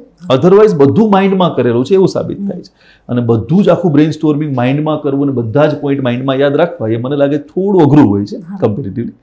તો કેવી રીતે કોઈ પ્રશ્ન આવે છે તો એને કેવી રીતે અટેમ્પ્ટ કરવો જોઈએ તબક્કા વાઇઝ, કે શરૂઆતમાં પ્રશ્ન કેવી રીતે વાંચવો, બ્રેઇન સ્ટોર્મિંગનું ઇમ્પોર્ટન્સ શું છે અથવા તો કેવી રીતે કરવું અને કેવી રીતે લખવો પ્રશ્ન. આ છે ને બધી મેઇન્સ માટે કામ લાગશે. જેમ કે હવે તો બધી ક્લાસ 3ની એક્ઝામમાં મેઇન્સ છે. તો હું તમને એક એક્ઝામ્પલ આપું કે તમને સાદો અહેવાલ પૂછ્યો છે, એમાં એવું લખ્યું છે કે તમે તમારા ઓફિસે વૃક્ષારોપણ થયું છે, જે તલાટીમાં ક્વેશ્ચન હતો, તમારા ઓફિસમાં વૃક્ષારોપણનો કાર્યક્રમ થયો છે એના વિશે તમે અહેવાલ લખો. તો ઘણા લોકો એમને અહેવાલ લખી રાખે, પણ એને આગળ ઓફિસ શબ્દ વાપર્યો છે. એની જગ્યાએ હું એવું કરી દઉં કે તમે જ્યાં રહો છો ત્યાં તમારા ઘરની આસપાસ વૃક્ષારોપણનો કાર્યક્રમ થયો, તો શબ્દો અલગ થઈ જશે. એટલે મેઇન વસ્તુ છે પહેલા ક્વેશ્ચન સમજો. લેટરમાં બી એવું છે, કોણ છો, કોને લખો છો, કઈ રીતે લખો છો. એક્ઝામ્પલ તરીકે હમણાં જે PSIની એક્ઝામ છે ને એ લોકોના પેપરમાં બી મેં ઘણી વખત જોયું છે કે એવું કીધું હોય કે તમે ડ્રગ્સની મતલબ આ ડ્રગ્સ માટે થઈને કંઈ અથવા તો નશા મુક્તિ અભિયાન માટે તમે લીધેલા પગલાં જણાવો. તો ત્યાં તમે એક સામાન્ય નાગરિક તરીકે પગલાં લખશો કે પોલીસ તરીકે લખશો. તમે એક સ્ટેજ ઉપર હોવ તો તમને પોલીસ તરીકે જ લખવાનું હોય, તો બંનેનો આન્સર અલગ થઈ જાય. તો પહેલાં તો ક્વેશ્ચનને સમજો, કારણ કે બધે જ એક્ઝામમાં એવું હોય છે એક વખત તમે લખ્યા પછી તમને બીજી જગ્યા નથી મળતી. તો ક્વેશ્ચનને સમજવામાં વધારે ટાઈમ આપવો. પછી બ્રેઇન સ્ટોર્મિંગ કરવું, કોણ લખે છે, કોને લખે છે, પ્લેસ શું છે. DYSOમાં પણ એવી સિચ્યુએશન થઈ હતી. જ્યારે 11 વાળો સવાલ હતો કે તમે, તો ત્યારે તમે એક સંશોધક તરીકે ત્યાં હતા. સંશોધક તરીકે. તમને એક વિઝિટર તરીકે, હું ધોરડો અથવા તો કચ્છના રણમાં હું વિઝિટર તરીકે જાઉં ને તો પણ મારો અહેવાલ અલગ થાય, અને હું એક સંશોધક તરીકે જાઉં તો પણ મારો અહેવાલ થાય. તો શબ્દ પકડો, સમજો, પછી વિચારો, અને તરત આ કેવું છે ખબર, મેઇન્સ તમને તમારી પર્સનાલિટીને આમ ચેન્જ કરી દે. જેવી રીતે રીલ ચેન્જ થાય ને એવી રીતે હું એસે લખું છું તો એસેમાં હું ચિંતનાત્મક વિચારોમાં જતી રહી. તરત મારે ઓફિશિયલમાં આવવું પડે. હું લેટર લખું તો ફટાફટ મારે વિચાર વિસ્તા લખતી વખતે મારો એટીટ્યુડ ચેન્જ કરવો પડે. હું મને અહેવાલમાં સંશોધક બનાવી તો ત્યાંય મારો અલગ થઈ જશે. એવી રીતે વારે વારે ચેન્જ કરવું પડે, અને એ ચેન્જ જરૂરી પણ છે, તો જ તમને માર્ક મળશે. તમે એક જ એટીટ્યુડથી આખું પેપર ના લખી શકો. ડેફિનેટલી. જો અત્યારે એક તમને ખ્યાલ છે પ્રમાણે કે દુવિધા છે, ક્લાસ 3ની જેટલી બી એક્ઝામો છે, ઓકે, એમાં અને ડીવાયએસઓ એસટીઆઈ બંનેમાં, અને ઇવન આરએફઓ આવી રહી છે, ઓકે, એ બધી વસ્તુમાં બી ગુજરાતી અને ઇંગ્લિશ ભાષા છે એ કમ્પલસરી છે, ઓકે, અને એના માર્ક્સ બહુ સારા માર્ક્સ છે.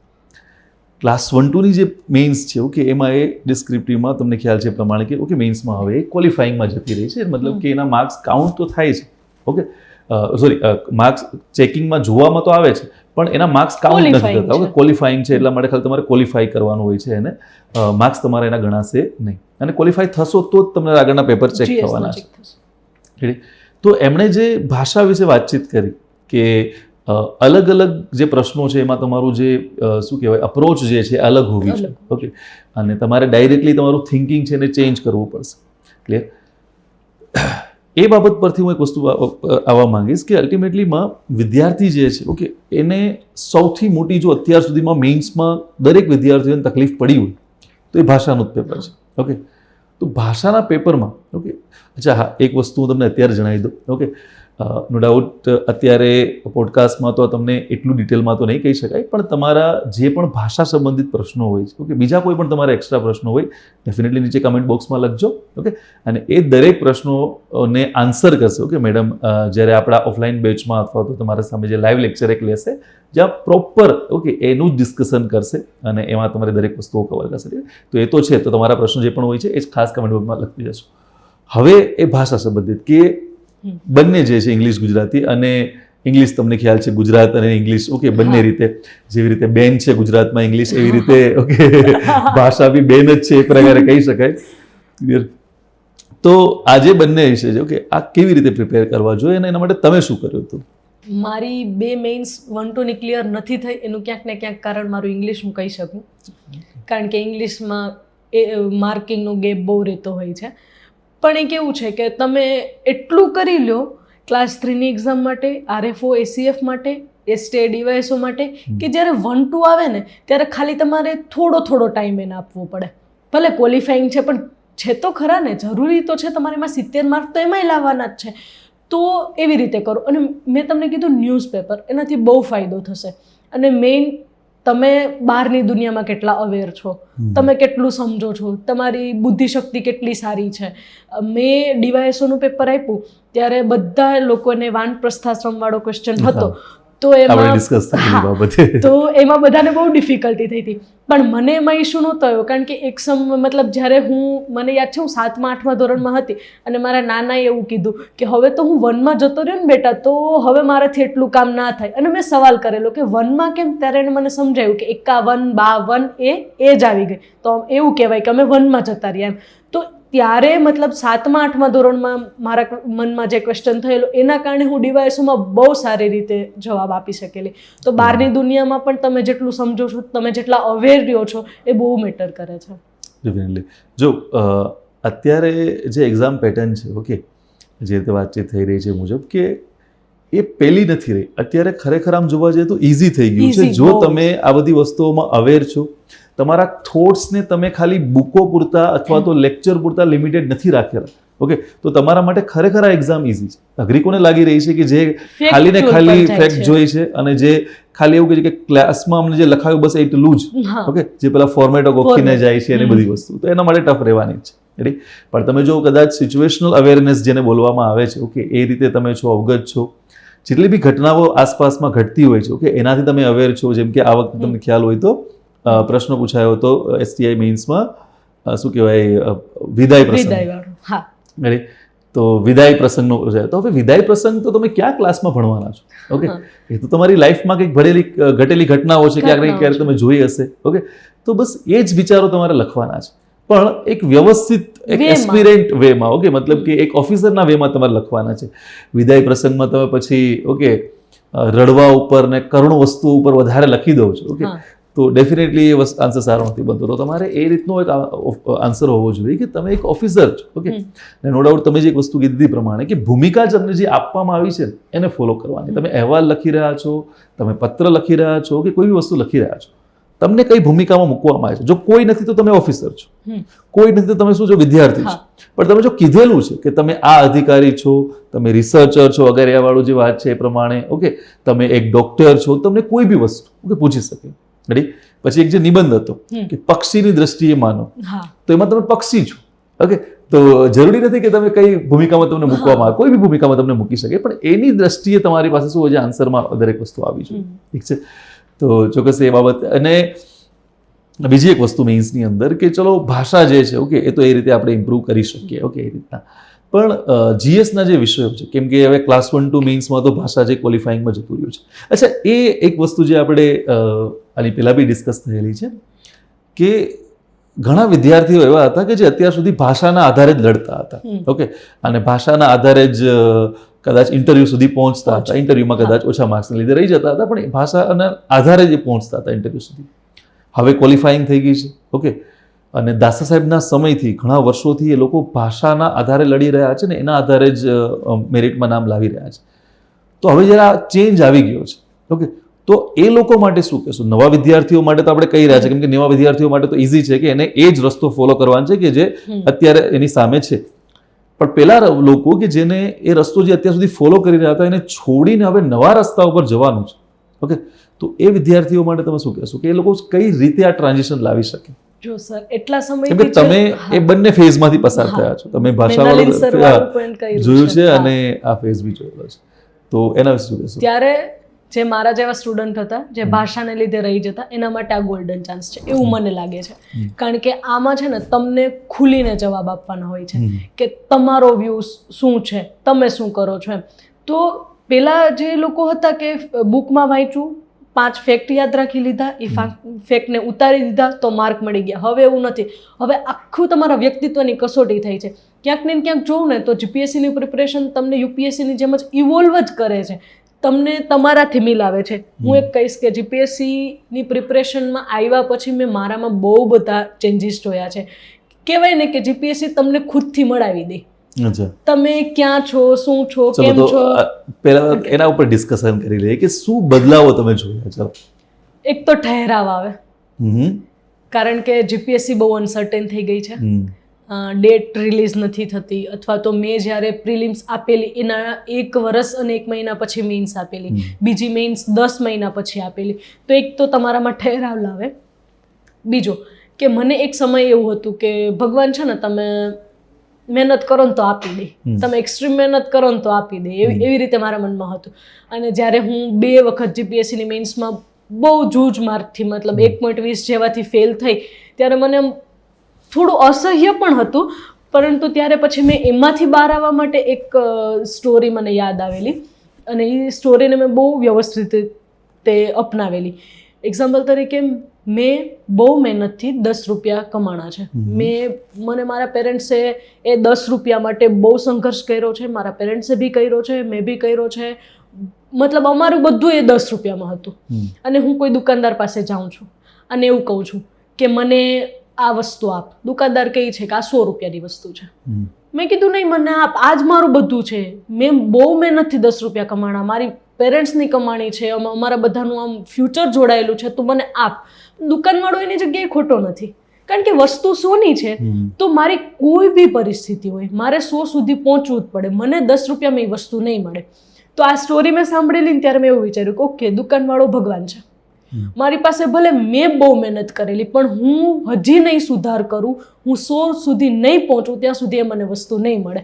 એટલે ત્યારે મને એવું લાગતું કે આ મેં તો મારું બધું આપ્યું છે, મેં બહુ બધું આપ્યું છે, છતાંય મારી હારે આવું થાય છે. એક પોઈન્ટ આવે જ્યારે તમે બહુ ડિમોટિવેટ થઈ જાઓ.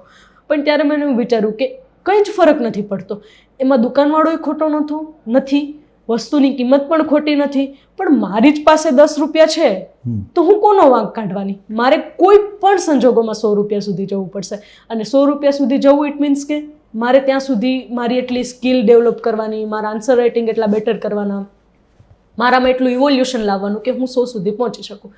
તો આ સ્ટોરીએ મને મેઇન્સના બંને રિઝલ્ટમાં મતલબ ફેલ પછી મને થોડી ઉપર આવવામાં બહુ હેલ્પ કરેલી કે હજી મારે ઘણું ઇવોલ્વ કરવાનું છે.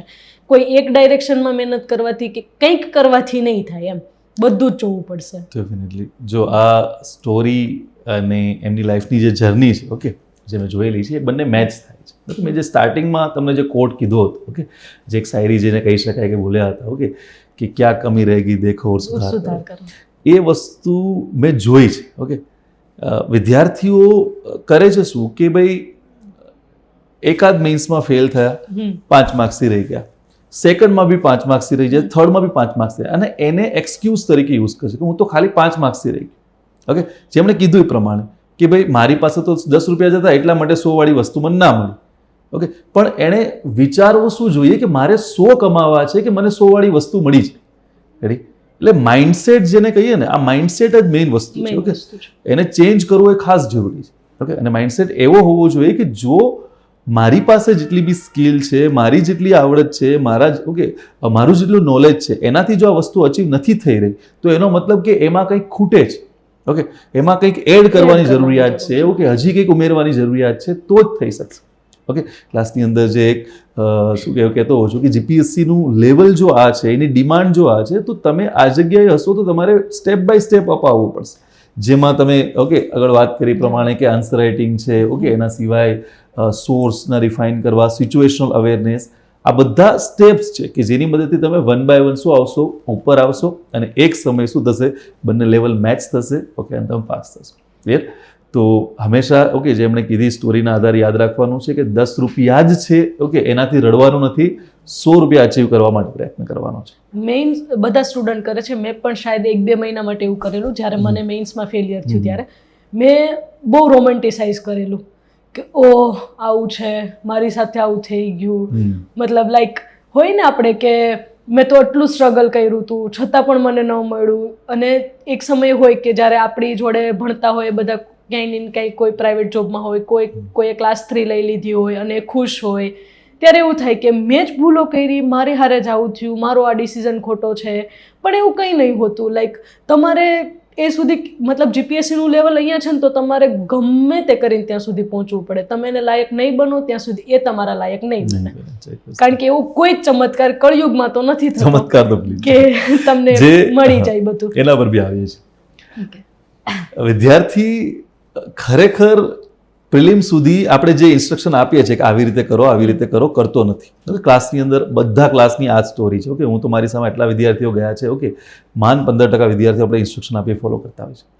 છેલ્લે જ્યારે એક્ઝામના હવે 10 દિવસ વધ્યા છે, 15 દિવસ વધ્યા છે, ત્યારે શું કરે છે, ચમત્કારની આશામાં જાય કે કંઈક ચમત્કાર થઈ જાય, ઓકે, કે મને આવડી જાય.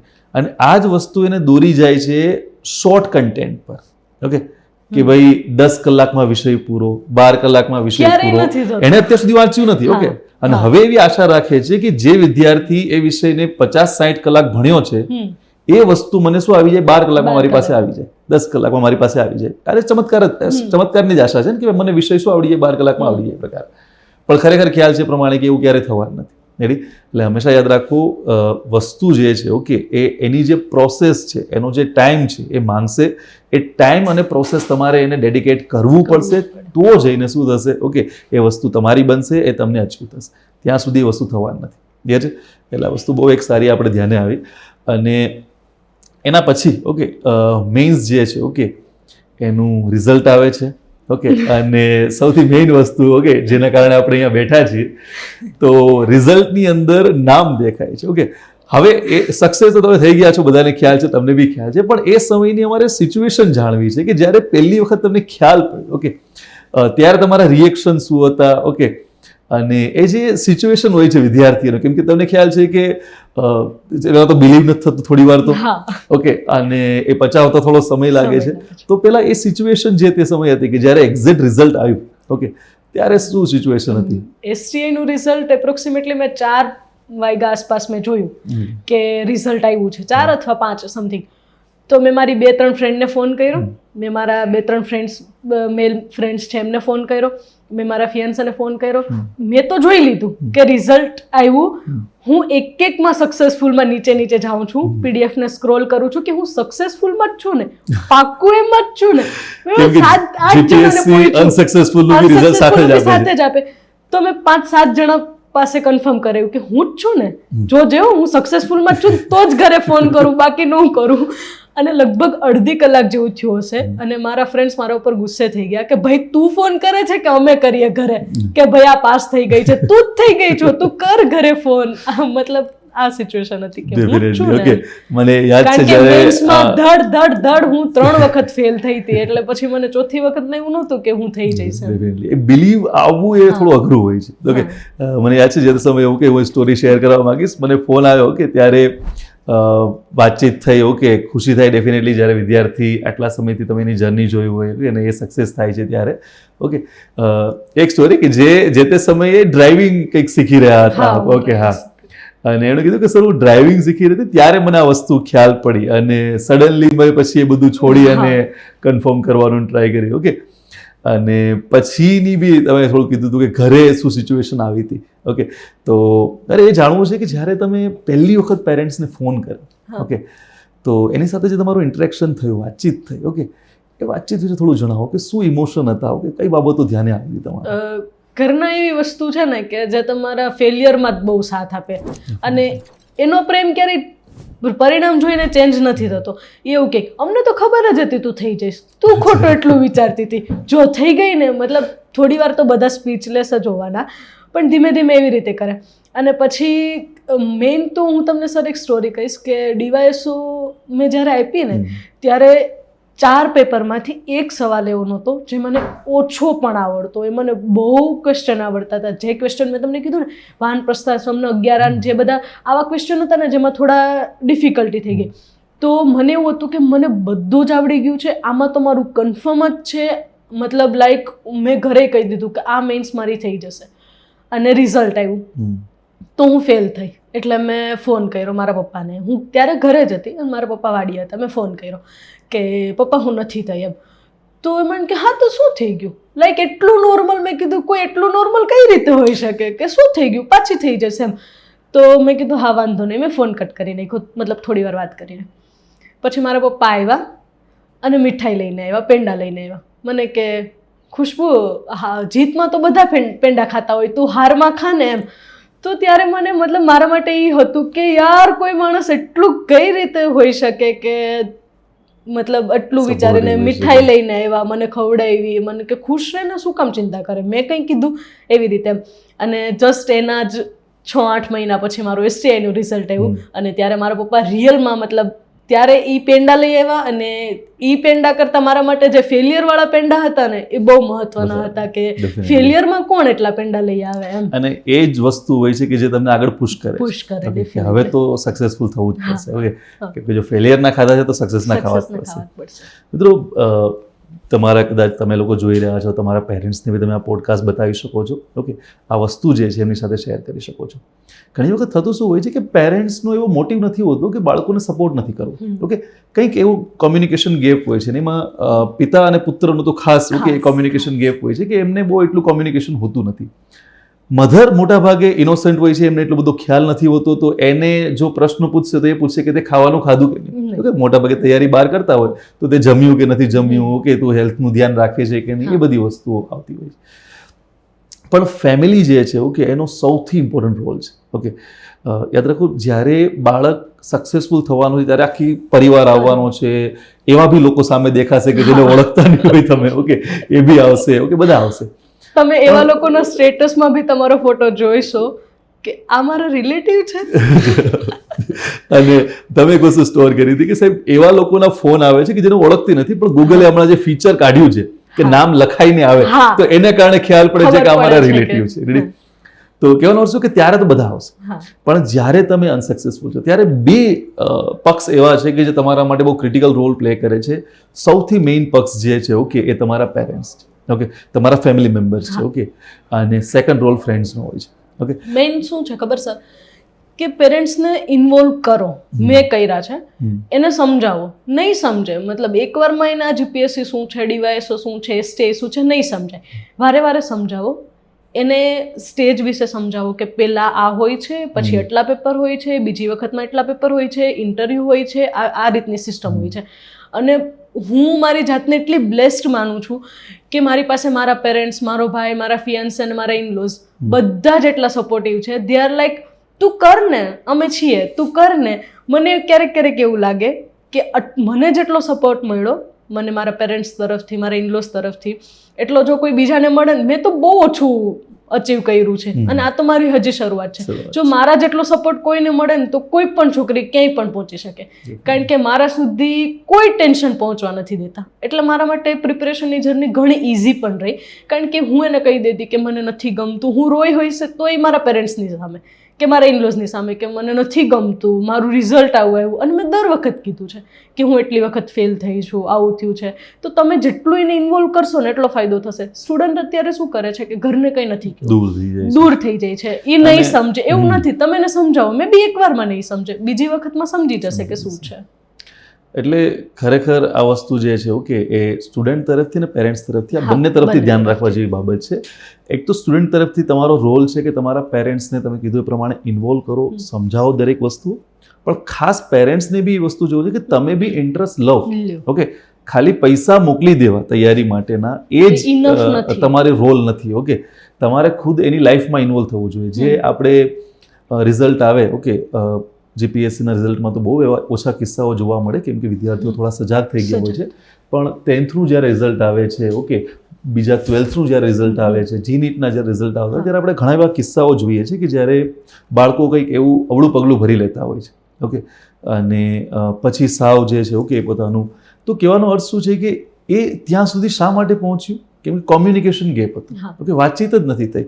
એ શું કરી રહ્યો છે, કેવી રીતે કરી રહ્યો છે, એ જે કરી રહ્યો છે એમાં શું છે કે નહીં. ઓકે, અધરવાઇઝ બાળક જે છે ઓકે, એને કોઈ પણ ઇસ્યુ આવે છે તો એવું માની લેવું કે નહીં, પેરેન્ટ્સ નહીં સમજી શકે, મારી એજના નથી, એને શું ખબર પડશે કે જીપીએસસી શું છે. એવું નથી. ઓકે, કોઈ પણ વ્યક્તિને તમે સમજાવશો તો સમજી જશે. એટલે હંમેશા જો ઇન્વોલ્વ કરશો ને તો સક્સેસ સમયે તો તમને સપોર્ટ મળશે જ મળશે. પણ જ્યારે સૌથી વધારે જરૂર હોય છે નિષ્ફળતા સમયે હોય છે. કેમ કે નિષ્ફળતા સમયે કોઈ એવું કહેવા વાળું હોવું કે તું ચિંતા ના કરે, થયા કરે. ઓકે, હું છું ને. એટલે આ વસ્તુ બહુ જરૂરી છે કેમ કે એ તમને શું કરશે, સેકન્ડ ટાઈમ પુશ કરશે. ઓકે, બધી વસ્તુઓ કરવા માટે થઈને. મને યાદ છે, મેં પહેલી વહેલી જ્યારે જીપીએસસીની મેઇન્સ આપી એ મારી મેઇન્સ જ ફર્સ્ટ હતી. અને ત્યારે હું જોઉં છું હવે જીપીએસસીની મેઇન્સમાં કેવું હોય, જે ક્લાસ 2 હોય ને એ પણ ક્લાસ 1 માટે એક્ઝામ આપવા આવે. તો એ લોકો મતલબ ગવર્મેન્ટ ઓફ ગુજરાત લખેલી ગાડીમાં આવે અને મતલબ એટલું બધું લાઈક એક હાવ હોય. અને હું એવું વિચારતી હતી કે હું ક્યાં છું, હું આ લોકોને કઈ રીતે બીટ કરીશ, મારે તો એવું કોઈ ગોડફાધર નથી, કોઈ ગાઈડ કરતું નથી, હું કઈ રીતે અહીંયા પહોંચીશ, એવા બધા વિચાર આવતા હતા. તો મેં સેન્ટર ઉપરથી મારા મમ્મીને ફોન કર્યો કે હું કઈ રીતે આ બધાને બીટ કરીશ, મને નથી સમજાતું એમ. ત્યારે મારા મમ્મીએ એવું જ કીધું કે ખુશ્બુ, હિંમતની કિંમત છે, હિંમત કરી જા, કિંમત થઈ જશે, હિંમતની કિંમત છે. અત્યારે મતલબ એ શબ્દ મારા માટે એટલો કામ કરી ગયો ને કે હિંમતની કિંમત છે, હિંમતની કિંમત છે. અને મેં મારા મમ્મીને બહુ ઇન્વોલ્વ કરેલા.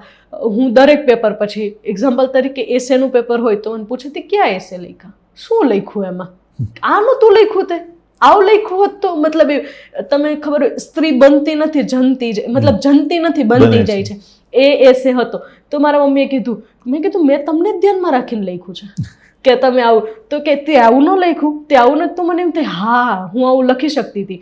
તો પેરેન્ટ્સને તમે જેટલું ઇન્વોલ્વ કરશો ને એટલા ઇન્વોલ્વ થશે અને તમને ત્યાંથી નવા ડાયમેન્શન બી મળશે, નવા ડાયમેન્શન બી મળશે. અને અત્યારે તો જરૂરી છે, વિદાય વાળું બધું પૂછાય છે ત્યારે તો ખાસ જરૂરી છે કે તમને એમનો બી વ્યૂ મળે. કેમ કે લાઈફના જે એક્સપિરિયન્સ છે, અનુભવો છે, એ તમારા કરતા તો ક્યાંય એના વધારે છે. ઓકે, અને એ અનુભવો તમે શેર કરી શકો છો જો તમે એની સાથે ડિસ્કશન કરશો. અને હસમુખ સરવાળી મેઇન્સમાં એક ફાયદો રહે છે, તમે ખુલીને પોતાની જાતને એક્સપ્રેસ કરો. એક્ઝામ્પલ તરીકે જો મારે આ વખતે લખવાની થઈ હોત તો હું પેલું કાબુલીવાળાનું સોંગ છે,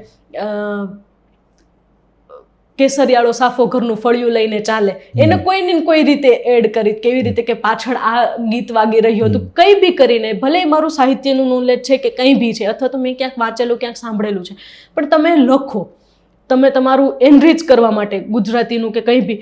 હવે ગુજરાતીમાં પણ સોરી આપણે પાછળ જઈએ છીએ ના, ના, but કોઈ વાંધો નથી. જો અહીંયા કોઈ એવો સ્ક્રિપ્ટેડ પોડકાસ્ટ નથી ચાલી રહ્યો કે જેમાં જે લખેલું છે એ જ પ્રમાણે ચાલે છે, એટલે ઉપર નીચે થશે. એટલા જ માટે તમને અગાઉ કીધું તે પ્રમાણે કે પ્રોપર રીતે પોડકાસ્ટ છે ઓકે ને જોજો, એટલે વચ્ચે વચ્ચે તમને એ બધા જ એવા પોઈન્ટ મળશે, ઓકે, મુદ્દાઓ મળશે. અને પછી ઇનડાયરેક્ટલી આપણને ખબર હોય છે કે ગવર્મેન્ટ શેને પ્રમોટ કરે છે. ગવર્મેન્ટ સ્વચ્છતાને કરે છે તો હું ક્યાંય ને ક્યાંય સ્વચ્છતાને લાવીશ.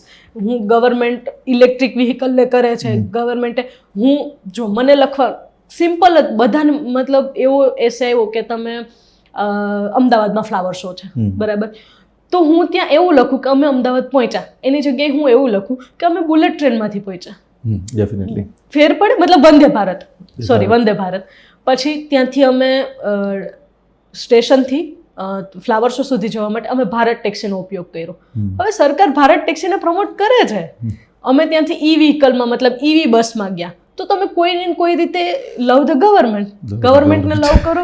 પછી ત્યાં બી યુપીઆઈને પ્રમોટ કરે છે તો અમે ત્યાંથી મતલબ કલાની વસ્તુઓ લીધી, યુપીઆઈથી પેમેન્ટ કર્યું. આવા કીવર્ડ્સ તમે નાખો અને આની નીચે અંડરલાઈન હોય તો તમને માર્ક મળવાના જ છે. ડેફિનેટલી. ઓકે, આ જે કોટ છે ઓકે એ વારંવાર હું સ્ટુડન્ટને કહેતો હોઉં છું, મેં બી સાંભળેલો જ છે quote, okay, love the government. Okay, બે રીતે, એક તો તમે એનો પાર્ટ બનવા જઈ રહ્યા છો એટલે તમારે લવ કરવો જ પડશે, ઓકે, તમારે એની સાથે એડજસ્ટ થવું જ પડશે. અને સેકન્ડ વસ્તુ, તમારે જો પાસ થવું છે ને તો બી તમારે કરવું પડશે. એનું સિમ્પલ રીઝન જે વિદ્યાર્થીને કહેતો હોઉં છું કે જ્યારે બી કોઈ સરકાર આવે છે તો જેટલી બી આ ટોપની શું કે સંસ્થાઓ હોય છે, જીપીએસસી કે કોઈ બી બીજી સંસ્થાઓ હોય છે, એમાં એવા વ્યક્તિઓની નિમણૂક થતી હોય છે કે જે એ પક્ષની આઈડિયોલોજી સાથે જોડાયેલા હોય છે, ઓકે, એ પક્ષની આઈડિયોલોજી ફોલો કરતા હોય છે. તો ડેફિનેટલી જો એ વ્યક્તિ ત્યાં આવી રહ્યો છે, ઓકે, એ એના ચેરમેન છે અથવા તો કોઈ બી વ્યક્તિ છે, ઓકે, તો જો એની આઈડિયોલોજી તમને ખ્યાલ પડે છે કે હા ભાઈ એમની નિમણૂક જો બીજેપી દ્વારા કરવામાં આવે છે તો બીજેપીની જે પણ આઈડિયોલોજી હશે એને ફોલો કરતો હશે, એ તમારા પેપરમાં જો રિફ્લેક્ટ થાય છે તો ડેફિનેટલી શું છે, ઓકે, એ સારા માર્ક્સ તમને અપાવી જાય છે. હવે ફરીથી પાછા આપણે જે પેલા ઉપર આવી જઈએ છીએ. પેરેન્ટ્સની વાત થઈ ગઈ, ઓકે, ફેમિલી મેમ્બર્સની વાત થઈ ગઈ. હવે મારે તમારો ફ્રેન્ડ્સનો રોલ જાણવો છે બે ફેઝમાં. પહેલો ફેઝ મારે એ જાણવો છે કે જ્યારે તમે ફેલ થતા ત્યારે, ઓકે, પ્રિપરેશનનો જે ફેઝ હતો ત્યારે ફ્રેન્ડ્સનો રોલ શું હોય છે, અને સક્સેસફુલ થયા બાદ જે પેલો ટોણા મારવા વાળો જે રોલ છે, ઓકે, ચીડવા વાળો જે રોલ છે, ઓકે, સાહેબ કહીને બધી વસ્તુઓ કહીને, તો એ બંને. તો પહેલા પ્રિપરેશન દરમિયાન અથવા તો જે ફેલિયર છે, ઓકે, એ દરમિયાન શું રોલ હોય છે એના વિશે? પ્રિપરેશન ટાઈમે છે ને ફ્રેન્ડ્સ બહુ મોટો રોલ પ્લે કરે. મારા જીઆરસીએમાં બહુ સારા ફ્રેન્ડ્સ થયેલા અને મતલબ છે હજુ બી. એ લોકો એટલું ફોકસ કરે કે લાઈક મને ભૂખથી બહુ એલર્જી, લાઈક હું ભૂખ સહન ના કરી શકું, તો એ લોકોને ખબર હોય કે હું નહીં કરી શકું, મારું રીડિંગ બગડશે, તો ક્યાંયથી પણ મારા માટે કંઈ બી અરેન્જ કરી દેતા એમ. અને મને ફ્રેન્ડ્સ એવા હોવા જોઈએ જે તમને ટકોર કરે, તું વાંચતી નથી હો, આજે તે અડધી કલાક બગાડી, આટલું બધું શું સુવાનું છે એમ, લાઈક એને. અને ફ્રેન્ડ્સ વચ્ચે એટલી મેચ્યોરિટી તો હોવી જોઈએ કે આ એણે મને કયા ટોનમાં કીધું, તો ફ્રેન્ડ્સ એ બાબતે. અને જ્યારે પણ ફ્રેન્ડ્સ મતલબ ચૂઝ કરવામાં પહેલા તો ફોકસ કરું, મતલબ ધ્યાન રાખવું પડે કે બાકી તો સારા હોવા જોઈએ, એ બી જશે, તમને બી લઈ જશે. મને યાદ છે મારું 47નું રિઝલ્ટ આવ્યું ત્યારે મારી જોડે મારા ફ્રેન્ડ્સ હતા કે તને એકલી નહીં મૂકી એમ, અમને ખબર છે કે તું રોઈશ એમ, તને એકલી નહીં મૂકી એમ. અને એના કારણે મને એટલું થયું કે હું રોઈ નહીં પણ થોડી હિંમત આવી ગઈ એમ. અને પાસ થયા પછી ફ્રેન્ડ્સ ઓલવેઝ ટોન મારે. હમણાં 240નું રિઝલ્ટ આવ્યું તો આવો કલેક્ટર સાહેબ, એના વિશે થોડું ડિટેલમાં કહો કે શું ચાલી રહ્યું છે અત્યારે જીવનમાં, ઓકે? અત્યારે બસ કે મતલબ મેં મારા એક ફ્રેન્ડને કીધું કે મારે પોડકાસ્ટમાં જવાનું છે. હા, બધાને જવાબ આપો, બધાને ગાઈડ કરો, અમને જ નહીં કરવાનું. ઘરના ભલે બાકી રહી જતા, ફ્રેન્ડ્સ ભલે બાકી રહી જતા, એ ટાઈપનો ટોન હોય છે એમ. પછી શું કહેવાય, જ્યાં ત્યાં કદાચ મળતા હોય પબ્લિક પ્લેસ ઉપર ત્યાંથી બધા સાંભળી રીતે સાહેબ કહીને બોલાવવાનું, અને એમાં તો થોડું આ વધ્યું હશે, પેલું ઇન્ટરવ્યુનું પેલું આવ્યું પછી ડેફિનેટલી. એટલે ખરેખર ઓકે, મિત્રો જે છે, ઓકે, એમનું ખરેખર બહુ મહત્વ હોય છે પ્રિપરેશન દરમિયાન. એમાં બી ખાસ તો તમે કીધું એ પ્રમાણે કે જ્યારે ફેલિયર તમને જોવા મળે છે ત્યારે મિત્રો એ વસ્તુ છે કે જ્યાં તમે લોકો જો છો, ઓકે, એ શું કરી શકો છો, તમારે દિલની જે પણ બાબતો છે એ ખુલ્લીને કહી શકો છો, ઓકે. પેરેન્ટ્સ પાસે અમુક બાબતો આપણે થોડાક કદાચ કચાશ રાખતા હોય છે, અથવા તો જે મોટા ભાગના વિદ્યાર્થીઓમાં હોય છે કે પેરેન્ટ્સ સાથે કોમ્યુનિકેશન જ નથી, તો ત્યારે જો કોઈ તમને, કેમ કે તમારી કિસ્સામાં એવું છે નહીં, ઓકે, કે તમારા તો પેરેન્ટ્સ સાથે કોમ્યુનિકેશન નહોતું, પણ જે મોટાભાગના વિદ્યાર્થીઓ છે ને પેરેન્ટ્સ સાથે કોઈ કોમ્યુનિકેશન છે જ, તો એવી જગ્યાએ શું થાય છે, એટલીસ્ટ ઓકે એ મિત્રો છે પેરેન્ટ્સનો રોલ નિભાવી જાય છે કહેવા જઈએ તો એમ, ઓકે, એ તમને શું કરે હેલ્પ કરી દે છે. પણ જે ચેતવણી આપી એ વસ્તુ કે સિલેક્શન જે છે, ઓકે, એ બહુ જરૂરી છે. એવો કોઈ મિત્ર કે જે કલાકે ચા પીવા લઈ જાય કે ચાલ ચા પીવા જઈએ, ઓકે, તો એનાથી થોડું દૂર રહેવું. ક્લિયર? મિત્રો ખરેખર એવા પસંદ કરવા કે જે પ્રિપરેશનમાં હેલ્પ કરે, નહીં કે તમારી પ્રિપરેશન છે ઓકે એને અટકાવે, એમાં અવરોધ બને. રેડી? અને એવું નથી હોતું કે એવાને કોઈ ગોતવા જવા પડે છે, એવા તમને મળી જ જશે. ઓકે, તમે લાઇબ્રેરીમાં રીડિંગ કરો છો, તમારા એવા કોઈને કોઈ મિત્રો બની જ જશે કે જે ખરેખર સિરિયસ થઈને પ્રિપરેશન કરી રહ્યા છે. ઓકે, પણ એને સાથે મિત્રતા જાળવો. ઓકે, કદાચ ભલે ચા પીવડાવવી પડે, તમારા પૈસાની એકાદ પિઝા બી ખવડાવવો પડે તો ખવડાવો, પણ એ બધા મિત્રો સાથે હંમેશા જોડાયેલા રહો. રેડી? એ વસ્તુ તો ડેફિનેટલી પેરેન્ટ્સનો જેટલો રોલ છે એટલો મિત્રોનો બી રોલ હોય છે. ઓકે, હવે સ્ટાર્ટિંગમાં જે એક બાબત આપણે ડિસ્કસ કરી હતી, ઓકે, કે થ્રુ આઉટ જર્ની જે છે, ઓકે, એ આપણે જવાની છે અને થ્રુ આઉટ જર્નીમાં આપણે તમારી અલગ અલગ સ્ટેજની જે ઇન્ફોર્મેશન છે એ જોઈ. એક બાબત મારે તમને પૂછવી છે, ઓકે, સ્ટાર્ટિંગમાં જે આપણે ડિસ્કસ કરી હતી પ્રમાણે કે સક્સેસ તમને મળી ગઈ, ઓકે, તો પહેલાં જે તમે કીધું એ પ્રમાણે કે પ્રિપરેશન દરમિયાન તમારી લાઈફમાં ઘણા બધા બદલાવ આવ્યા, ઓકે, એ તમે જોયો કે ભાઈ ઠેરાવ આવ્યો ને આ બધી વસ્તુઓ આવી. ઓકે, હવે સક્સેસ પછી તમે શું બદલાવ જોઈ રહ્યા છો લાઈફની અંદર? શું લાગી રહ્યું છે તમને કે આ પ્રકારના કંઈક ચેન્જ આવ્યા? ઓકે, જેમાં જેમ કે ઘણી વખત એવું હોય છે કે વારંવાર મળતું ફેલિયર છે એ તમારી એફર્ટ્સ ઘટાડી દે છે. ઓકે, તમારું જે મોટિવેશન છે, જે કોન્ફિડન્સ છે ઘટાડી દે છે. અને કહેવામાં આવે છે કે આત્મવિશ્વાસ સૌથી મેઇન વસ્તુ હોય છે. રેડી? આત્મવિશ્વાસ જો તમારી પાસે છે તો કહેવામાં આવે છે કે તમે અડધું તો જંગ છે એ જીતી લીધી એ પ્રકારે. તો એને બહુ શું કે અસર કરે છે જ્યારે ફેલિયર આપણને જોવા મળે છે ત્યારે. અને હવે જ્યારે તમે સક્સેસફુલ થઈ ગયા છો, ઓકે, તો ત્યારે શું લાગે છે કે કયા કયા બદલાવો આપણને જોવા મળે, કયા કયા ચેન્જીસ જોવા મળે? એક તો એવા લોકો જેવું કે છે 2 વર્ષ થઈ ગયા, 3 વર્ષથી ગાંધીનગરમાં છે, અહીંયા પ્રિપરેશન કરતી હતી, આવું છે એવું કહેવાડો બંધ થઈ જાય. એની જગ્યાએનો ટોન એવો થઈ જાય કે એની જગ્યાએ એવું કહેવા માટે કે આ એક્ઝામ માટે એટલો ટાઈમ તો જોઈએ. પછી ઘણી વખત એવું કે તારું તો દશેરાના દિવસે જ ઘોડું નહીં દોડતું. એ તો અમારે કીધું કે જો કે કેવું થાય છે કે હા કે દશેરાના દિવસે જ ઘોડું નહીં દોડતું એવી રીતે. અને મારે કેવું થયું હતું કે મતલબ મને એક વસ્તુ બહુ ખટકતી કે મને એવું કહેતા કે તું તો બહુ હોશિયાર હતી, તારું શું થયું, તું હજી ન લાગી, તારા કરતાં તો પેલી બહુ ઓછી હોશિયાર હતી, એનો તો રેન્ક પણ ન આવતો. આવો તમને અટકાવીશ, આ વસ્તુ ખાસ સાંભળજો, કેમ કે તમને ખ્યાલ છે પ્રમાણે કે લગભગ કોઈ એવા વિદ્યાર્થીઓ હશે કે જે લાંબો સમયથી પ્રિપરેશન કરી રહ્યા જેને આ ટોણા ના સાંભળવા મળે. ઓકે, તો હવે એના પ્રત્યે શું રિસ્પોન્સ આપવો અથવા તો એને કઈ રીતે ટેકલ કરવા? ઓકે, મારા બહુ એક નજીકના ભાઈએ મને એવું કીધેલું કે મેં એવું જોયેલું છે કે જેનું સ્કૂલિંગ બહુ સારું હોય, મતલબ સ્કૂલમાં જે લોકો ભણવામાં સારા હોય એ ક્યારેય જીવનમાં આગળ નથી વધતા. એટલે મેં કીધું ઓકે ઠીક છે, કયો તમારું સ્કૂલિંગ સારું હતું એટલા માટે. એટલે પછી એવી રીતે કહેતા. અને મને એક જ બાબતનું ગિલ્ટ રહેતું કે મારા પપ્પાએ મારા ભણવા પાછળ હદ બાર આપ્યું છે, એમ લાઈક એની કોઈ સીમા જ નથી. અને મેં હજી એને કંઈ નથી આપ્યું. મેં 12થમાં 10થમાં મેં એટલું બધું મતલબ કર્યું હતું, પણ એવું બધું પણ નહીં કે જેનાથી પ્રાઉડ ફીલ થાય. તો મને એ એક ગિલ્ટ રહેતું કે જે લોકો મારા સપોર્ટમાં છે હું એમને દુઃખ આપું છું એમ. અને જ્યારે બી એક્ઝામ ડિલે થતી અથવા તો વરસ નીકળી જતું, ડેટ વગરની તૈયારી કરવી, અને ત્યારે બહુ અઘરી વસ્તુ રહેતી. પણ ત્યારે મારો ભાઈ નાનો છે બટ એક્સ્ટ્રીમલી સપોર્ટિવ છે. મને ઓલવેઝ એવું કે હું છું ને, લાઈક મને જ્યારે મારે પ્રિપરેશન શરૂ કરવી હતી ત્યારે એણે મને એવું જ કીધેલું કે તું પ્રિપરેશન કર, હું જોબ કરી લઈશ, એવી રીતે કે હું છું તારી જોડે એમ.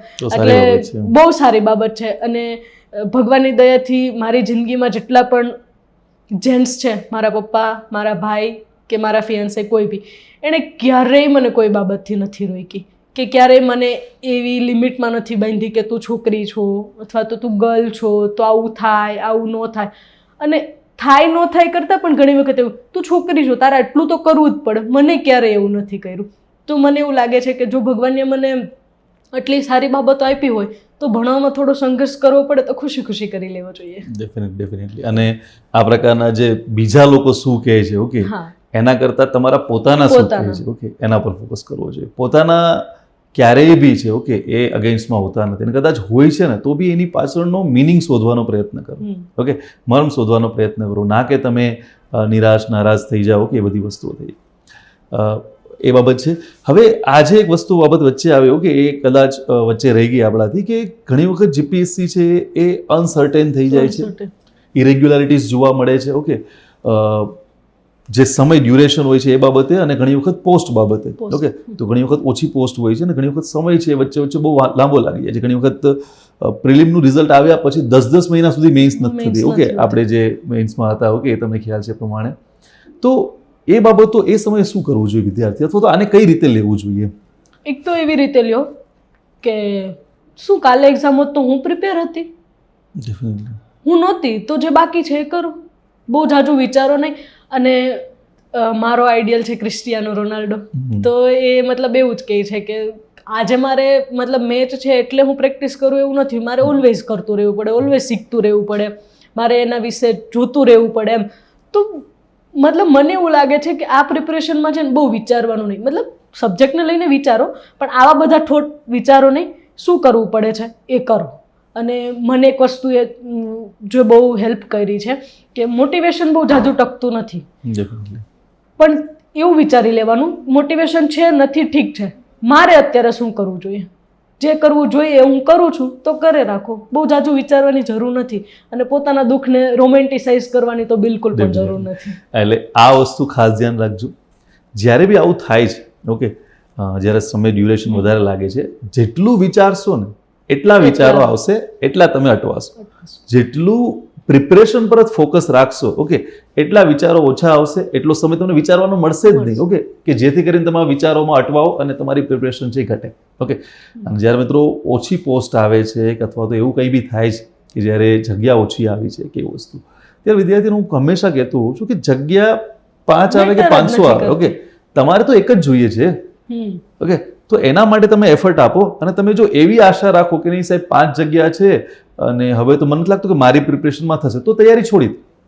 તમારે જો એ 5 જગ્યામાં પર તમારું નામ આવે એવી મહેનત કરવી જ નથી, અથવા તો તમારે એવી મહેનત કરવી છે કે સાહેબ 500 વિદ્યાર્થી હોય ને તેમાં 500 મારું નામ આવી જાય ને બસ એવી મહેનત મારે જોઈએ છે, તો ના કરો. જે ફર્સ્ટ ઓકે એમ કે ખુશ્બુનું જણાવીશ કે જ્યારે મને શરૂઆતમાં મળી હતી ને ઓકે ત્યારે બી એનો ગોલ ક્લિયર હતો કે મારે ટોપરમાં આવવું છે, મારું ટોપરમાં નામ જોઈએ છે, ઓકે ટોપ 10માં મારું નામ હોવું જોઈએ. કેમ કે તમને ખ્યાલ છે પ્રમાણે કે ડીસી ડીવાયએસપીની પોસ્ટ બહુ ઓછી હોય છે, અને કદાચ તમે ટોપ 10માં છો કે ટોપ 12માં છો તો જ તમે ડીસી ડીવાયએસપીની પોસ્ટમાં આવશો.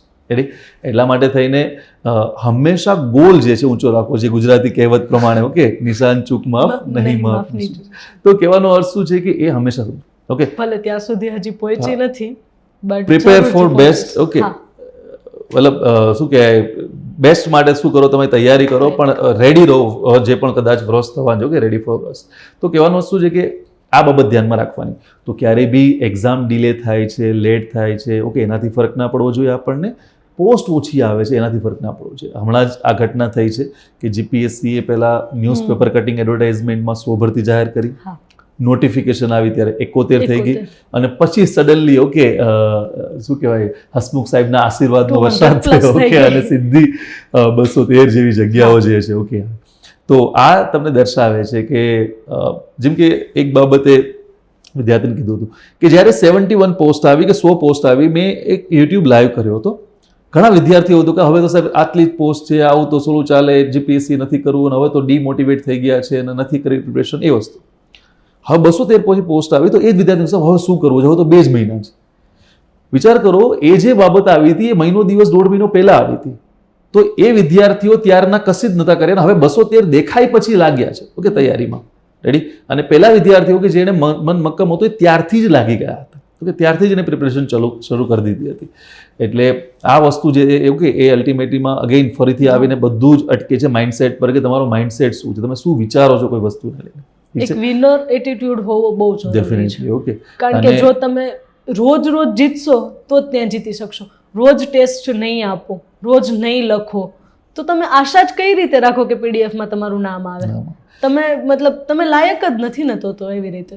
હવે એ જ બાબતે તમને પૂછવી છે કે માની લો કે વિદ્યાર્થી જે છે અત્યારે શું થઈ ગયું છે કે સોશિયલ મીડિયા એટલું બધું કન્ઝ્યુમ કરવાને કારણે, રીલ્સ ને શોર્ટ કન્ટેન્ટ એટલું બધું કન્ઝ્યુમ કરવાને કારણે ઇમ્પેશન્ટ બની ગયો છે. ઓકે, એને બધું જલ્દી જોઈએ છે, ફટાફટ બધી વસ્તુઓ જોઈએ છે. ઓકે, ક્લાસની અંદર બી અત્યારની જેટલી બી લેટેસ્ટ બેચો આવે છે, ઓકે, એમાં વસ્તુ ફીલ થાય છે. તો મારે તમને પૂછવું છે કે જે તમે રીડિંગ કરતા, તો એવી તો શું વસ્તુ હતી કે તમને પુશ કરતી કે હજી મારે 1 કલાક વધારે રીડિંગ કરવું છે, હજી મારે 1 કલાક વધારે રીડિંગ કરવું છે, કે જ્યારે બીજા વિદ્યાર્થીઓ કલાક 2 કલાક રીડિંગ કરીને 1 કલાક બહાર ચક્કર મારવા માટે જતા રહે છે.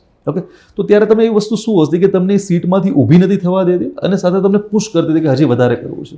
એમ તો મારી લાઈફમાં પણ એક ફેઝ આવેલો જ્યારે મને એવું થયું કે મારાથી નહીં થાય ને, મતલબ એટલા માટે ફેઝ આવેલો કારણ કે મેં મારી લિમિટ બાંધેલી કે વર્ષ દિવસમાં તો હું સર્કલ પૂરું કરીને નીકળી જઈશ. કારણ કે પહેલી વારમાં પ્રિલિમ્સ, મેં કીધું પહેલી વારમાં મેઇન્સ થઈ જશે, પહેલી વારમાં ઇન્ટરવ્યૂ થઈ જશે, એમ 2 વર્ષ તો ઇનફ છે મારા માટે. પણ મેં કીધું ને, ઠહેરાવ આપે જીપીએસસી, તમને બહુ શીખવે. તો ત્યારે પછી એવું વિચારવાનું કે જો હું મારા દુઃખને બહુ ગ્લોરીફાઈ કરીશ, હું એવું કહીશ કે મને આ દુઃખ છે ને મને, તો મારા કરતાં મારો કોમ્પિટિટર આગળ નીકળી જશે. અને તમે કીધું છે કે બેસવા માટે મજબૂર કરતા, તો ત્યારે પણ મેં ક્રિસ્ટિયાનોવાળી સ્ટોરી હંમેશા યાદ રાખેલી કે એની પ્રેક્ટિસ 8 વાગે શરૂ થતી હોય તો એણે 4 થી 7નો 3 કલાકનો સેશન સવારે જ પતાવી લીધો હોય, પાછો એ જ એનર્જી સાથે બધા જોડે પાછું કરેલો હોય. તો ત્યારે એવું કે હું પ્રેક્ટિસ બીજા કરતાં વધારે કરીશ ને તો જ હું બીજા કરતાં વધારે આગળ જઈ શકીશ. એટલે એક વસ્તુ બહુ મારા માઇન્ડમાં રહેતી કે જો માઇન્ડસેટ અગેન ફરીથી પાછી એ જ વસ્તુ આવે છે. ઓકે, કે એમણે જે ક્રિસ્ટિયાનોની સ્ટોરી કીધી કે બીજા લોકો 8 વાગે પ્રેક્ટિસ શરૂ કરતા, ક્રિસ્ટિયાનો રોનાલ્ડો એની પહેલા એક સેશન પૂરું કરી દીધું અને ફરીથી પાછા પહેલા લોકો 8 વાગે સાથે એની સાથે કસરત કરતા, અને એ લોકો જાય પછી પણ પોતાનું એક પ્રેક્ટિસ સેશન કરતા, પછી પાછું પ્રેક્ટિસ સેશન. એટલે તમે સમજો છો કે બીજા લોકો કરતાં જ્યારે તમે પ્રેક્ટિસ વધારે કરશો, બીજા લોકો કરતાં રીડિંગ વધારે કરશો, બીજા લોકો કરતાં રાઇટિંગ વધારે કરશો, ત્યારે જ સક્સેસ થવાના ચાન્સ છે. ત્યારે તો તમે બધાથી આગળ જશો ને. તમે એવી આશા રાખો કે એ જે કરી રહ્યો છે એ જ તમે કરો અને તમે પાસ થઈ જાઓ ને એ ના થાય, અથવા તો તમે એનાથી આગળ નીકળો, એવું થવાનું જ નથી ક્યારે. ઓકે, એટલે ખરેખર જે મને લાગે છે ને, વસ્તુઓ છે ને વિદ્યાર્થીઓ બહુ કોમ્પ્લિકેટેડ કરે છે. ખરેખર કોમ્પ્લિકેટેડ છે જ નહીં. ઓકે, સિમ્પલ જ વસ્તુ છે. આટલું જ તમારે ધ્યાનમાં રાખવાનું છે કે જે સત્ય સનાતન અત્યાર સુધીના સિદ્ધાંતો છે, ઓકે, એ જ ફોલો કરવાના છે. ક્લિયર છે? ચલો, અંતિમમાં આપણે એક નાનકડો એવો રેપિડ ફાયર રાઉન્ડ રાખીએ. ઓકે, એક ગેમ સ્વરૂપે કે જેમાં હું તમને ફટાફટ ક્વેશ્ચન પૂછીશ. ઓકે, રેપિડ ફાયર તમે બધા અવગત જ છો, તો તમારે ફટાફટ આન્સર આપવાનો છે. ઓકે, વિધાઉટ થિંકિંગ, જેટલો જે બી તમારા માઇન્ડમાં પેલું બ્લિંક આવે. ઓકે, ચલો, તો એક રેપિડ ફાયર જેવું કરીએ છીએ આપણે. આમાં મોસ્ટલી એજ્યુકેશન રિલેટેડ બી આવી શકે અને બીજા બી કોઈ ક્વેશ્ચન આવી શકે. ઓકે, પહેલાંથી સ્ટાર્ટ કરીએ છીએ ફર્સ્ટ ક્વેશ્ચનથી. Okay, favourite book? Favourite book Zaverchand મેઘાણીની સૌરાષ્ટ્રની રસધાર, અને પ્લસ બીજી પન્નાલાલ પટેલની મળેલા જીવ. હું એ એક સોરી રેપિડ ફાયર છે, મેં મળેલા જીવ જ્યારે પૂરી કરી, મતલબ 1000 પૂરી કરી, લગભગ હું 1.5 કલાક જેવું ભાનમાં જ નહોતી આવી કે આવું હોય, આટલું હોય, લાઈક એટલી બુક મને ટચ થયેલી. એટલે આ બે બુક મારી પન્નાલાલ પટેલનું રીડિંગ વાંચેલું છે, જે તમને રાતના 3 વાગે 5 વાગે કે 6 વાગે તો બી મૂકવાનું મન ના થાય. ઓકે, રાત્રે બેસો એટલે સવાર જ થાય. ઓકે, આ અનુભવ તો ખાસ મેં બી કરેલો છે, એટલે મને ખ્યાલ છે આ વસ્તુ. ઓકે, ચલો, એના પછી ફેવરિટ પ્લેસ? ચીલ કરું, આરામ કરું. પ્લેસ કઈ જગ્યાએ તમને જોવા ગમે? મંદિર. અચ્છા, અને એમાં બી સ્પેસિફિક કોઈ ગોડ? શિવજી. ઠીક છે. Favourite song? કેકેના અને લકી અલીના બધા જ સોંગ. ઓકે, એના સિવાય પ્રિપરેશન દરમિયાન, ઓકે, કોઈ ફેવરિટ તમારા આઈડિયલ બન્યા હોય કે તમે જેને જોઈને થોડા મોટિવેટ થયા હોય કે એવા કોઈ, જે પર્સનલ બી હોઈ શકે અને કદાચ? ઓકે, એવું તો કોઈ નથી. Okay, best friend? જો કે આનો આન્સર આપવો થોડો અઘરો પડશે. મારા બહુ બધા બેસ્ટ ફ્રેન્ડ છે. પછી એના સિવાય, ઓકે, બેસ્ટ પંચ લાઇન જે તમે યુઝ કરતા હોય વારંવાર, અથવા તમારો તકિયા કલામ જેને કહી શકો એક પ્રકારે? પાગલ. મતલબ પાગલ औरत, પાગલ પાગલ પાગલ, એવી રીતે. ઓકે, એના સિવાય જેમ કે આપણે કહેતા હોઈએ છીએ કે ફૂડ ને બધી વસ્તુઓ, કેમ કે આખું ગુજરાત છે ઓલમોસ્ટ ફૂડી જ છે, તો પિઝા તમારું ફેવરિટ ફૂડમાં આવશે. ઓકે, અને એના પછી લાસ્ટ એક ક્વેશ્ચન પૂછીએ છીએ તમને. ઓકે, થિંકિંગ બી કરી શકો છો, કોઈ ઇશ્યુ નથી આની અંતર્ગત. તમને એવું કહેવામાં આવે ઓકે કે તમારી પાસે એક સુપર પાવર છે અને તમારે કંઈક કરવું છે લાઈફની અંદર, ઓકે, જે જીપીએસસી રિલેટેડ હોઈ શકે, કોઈ બી વસ્તુ રિલેટેડ હોઈ શકે, પણ તમને એ એક જ વખત કરવાનું છે, સિંગલ ટાઈમ, ઓકે, અને એ જે છે ઓકે એ ઇરિવર્સેબલ હશે, કે એક વખત થઈ ગયું, ફરીથી પાછું રિવર્સ નહીં થઈ શકે એ પ્રકારનું. ઓકે, તો શું એવી વસ્તુ કરવાનું મન થશે તમને? મને એક વસ્તુ બહુ કરવી ગમે, જે ચૂંટણી પ્રચારમાં ને આવી રીતે કરતા હોય વિક્ટરી વાળું, મને બહુ ગમે મોદી સાહેબનું. અને જો એવું હોય કે ઇરિવર્સિબલ છે તો ઓબ્વિયસલી હું પ્રધાનમંત્રી બનવા માંગીશ. અને મારા જીઆરસીએમાં જેટલા બી ફ્રેન્ડ્સ છે, મતલબ અમે રીડિંગ વખતે, રૂમમાં જતી વખતે એક જ નિશાન, આવું જ કરવાનું. અચ્છા, તમે વારંવાર આપણા પોડકાસ્ટ દરમિયાન જીઆરસીએનો ઉલ્લેખ કરેલો છે. ઓકે, હું ચોક્કસથી વિદ્યાર્થીઓને અને જે પણ લોકો જોઈ રહ્યા છે, કે પેરેન્ટ્સ અથવા સમાજના અગ્રણીઓ બધાને કહીશ કે સામાજિક સંસ્થા છે ઓકે એ હાલમાં સમાજના ઉત્થાનમાં, ઇવન સ્પેસિફિકલી વાત કરીએ તો વિદ્યાર્થીઓ જે તૈયારી કરી રહ્યા છે ઓકે એના માટે બહુ જ સારા કાર્યો કરી રહી છે, બહુ સરાહનીય કાર્યો કરી રહી છે. કોઈ પણ સમાજ લઈ લો, પટેલ સમાજ લઈ લો, ચૌધરી સમાજ લઈ લો કે રાજપૂત સમાજ લઈ લો, દરેક સંસ્થા આ પ્રકારે કાર્યો કરી રહી છે. ઓકે, તો આ તમામ કાર્યોમાં તમે સપોર્ટ જે પણ રીતે કરી શકો ઓકે એ કરો. આપણું તો નો ડાઉટ પ્રાઇવેટ છે ઓકે, પણ છતાં બી હું તમને અહીંયાથી એક કહેવા માંગીશ કે જે પણ રીતે તમે સપોર્ટિવ બની શકો છો કે બનો. કેમ કે એ તમારા જ સમાજના ઓકે એક વિદ્યાર્થીને, એક ભાઈને કે એક બહેનને ઓકે એક લેવલ સુધી ઓકે એક સ્ટેજ સુધી પહોંચાડવા જઈ રહ્યો છે. ઓકે, અલ્ટિમેટલીમાં એ એક પાસ નથી થઈ રહ્યો ઓકે, જે કહેવામાં આવે છે ને કે 7 પેઢીઓ ઉઘરી જાય છે એના જેવું એમ. ઓકે, તો એ જ્યારે એક પાસ થશે ત્યારે આસપાસમાં દરેક લોકો જે છે ઓકે એને સાથે લઈને ચાલશે. એટલે હંમેશા માટે આ પ્રકારની જેટલી બી સામાજિક સંસ્થાઓ છે ઓકે, હું ઘણી બધી સામાજિક સંસ્થાઓ સાથે જોડાયેલો છું, તો મને ખ્યાલ છે કે આમાં ખાસ ઓકે સપોર્ટ કરો જે પણ રીતે તમે થઈ શકે એ રીતે. ઓકે, તમને એમ સાંભળી વાત મળ્યું કે વારંવાર જીઆરસીએ વચ્ચે આવ્યું, તો એક તમે કહી સમજી શકો છો કેવડો મોટો રોલ હશે ઓકે એમનો. ઠીક છે. અને બીજું ઓકે મેન્ટરનો કોઈ રોલ તમે કહી શકો? હા, જે લાઈફમાં તમારી ધ્યાનમાં આવે હોય એ પ્રકારના મેન્ટોર, મતલબ કે હા, ઘણી વખત શું હોય છે કે ટીચર ઘણા બધા હોય છે, શિક્ષકો ઘણા બધા હોય છે, મેન્ટોર જરૂરી નથી કે જીપીએસસી નો જ હોય. ઓકે, જેમ કે તમારા પેરેન્ટ્સ બી મેન્ટોર બની શકે, જેમ કે તમે વાત કરતા હતા કે વચ્ચે ગાઈડ કરી રીતના. એનું કામ શું છે? ટકોર કરતું રહેવાનું વારંવાર કે આવું કર, પેલું કર. ઓકે, તો એ હોવા જોઈએ કે નહીં? અને જો હોવા જોઈએ ઓકે તો કઈ કઈ બાબતો એને ટકોર કરતી રહેવી જોઈએ સતત? મારા માટે તો મારા ફિયાન્સે કહી શકો, જે ઓલવેઝ ટકોર કરતા રહે, રિયાલિટી ચેક આપતા રહે, અને મતલબ એવી રીતે કે આ ભૂલ છે, આ ભૂલ ના હોવી જોઈએ, પણ હું એટલી બ્લેસ્ડ છું કે એ બહુ સારા વેમાં કહે છે, જેથી મને ક્યારેય એવું ફીલ નથી થયું કે આ મારી ઇન્સલ્ટ થઈ રહી છે, કે મને ખોટું કહેવામાં આવી રહ્યું છે, કે મને દબાવવામાં આવી રહ્યું છે. એ ઓલવેઝ એટલા વેથી કહે છે કે તમે જો આવું કરશો ને તેનું પરિણામ આવું આવી શકે, તમે થોડું વિચારજો. તમને નથી લાગતું તમારે આ બાબતે વિચારવું જોઈએ? મતલબ એના આવા સેન્ટેન્સ મને મારા માટે મેન્ટોર જેવું જ કામ કરે છે, જે મને નથી લાગતું કે મને ક્યારેય ભટકવા દેશે. સો આઈ એમ બ્લેસ્ડ. ઓકે, સાચા સાથીનું સાથે હોવું ઓકે એ બહુ જરૂરી હોય છે. પેલું ખાલી કહેતા હોય છે કે ભાઈ અલ્ટિમેટલીમાં તમારું જે ડેસ્ટિનેશન છે ઓકે એ તમને તમારું જે જર્ની છે અને ડેસ્ટિનેશન છે એ તમારું કોણ સાથી છે, કમ્પેનિયન કોણ છે ઓકે એના આધારે ડિસાઇડ થશે કે તમે ક્યાં જઈને અટકશો. ઓકે, તો ડેફિનેટલી એ વસ્તુ બહુ રોલ પ્લે કરતા હોય છે. જનરલી ઉલટું થતું હોય છે ઓકે કે સપોર્ટ ઓછો મળતો હોય અથવા તો એ શું કહેવાય ડિમોટિવેટ કરવામાં આવતા હોય કે ભાઈ ઘરનું કામ કરો, એ બધી વસ્તુઓ કે પણ આ વસ્તુઓ બ્લેસ્ડ લોકોને મળતું હોય છે, એ સારી બાબત છે.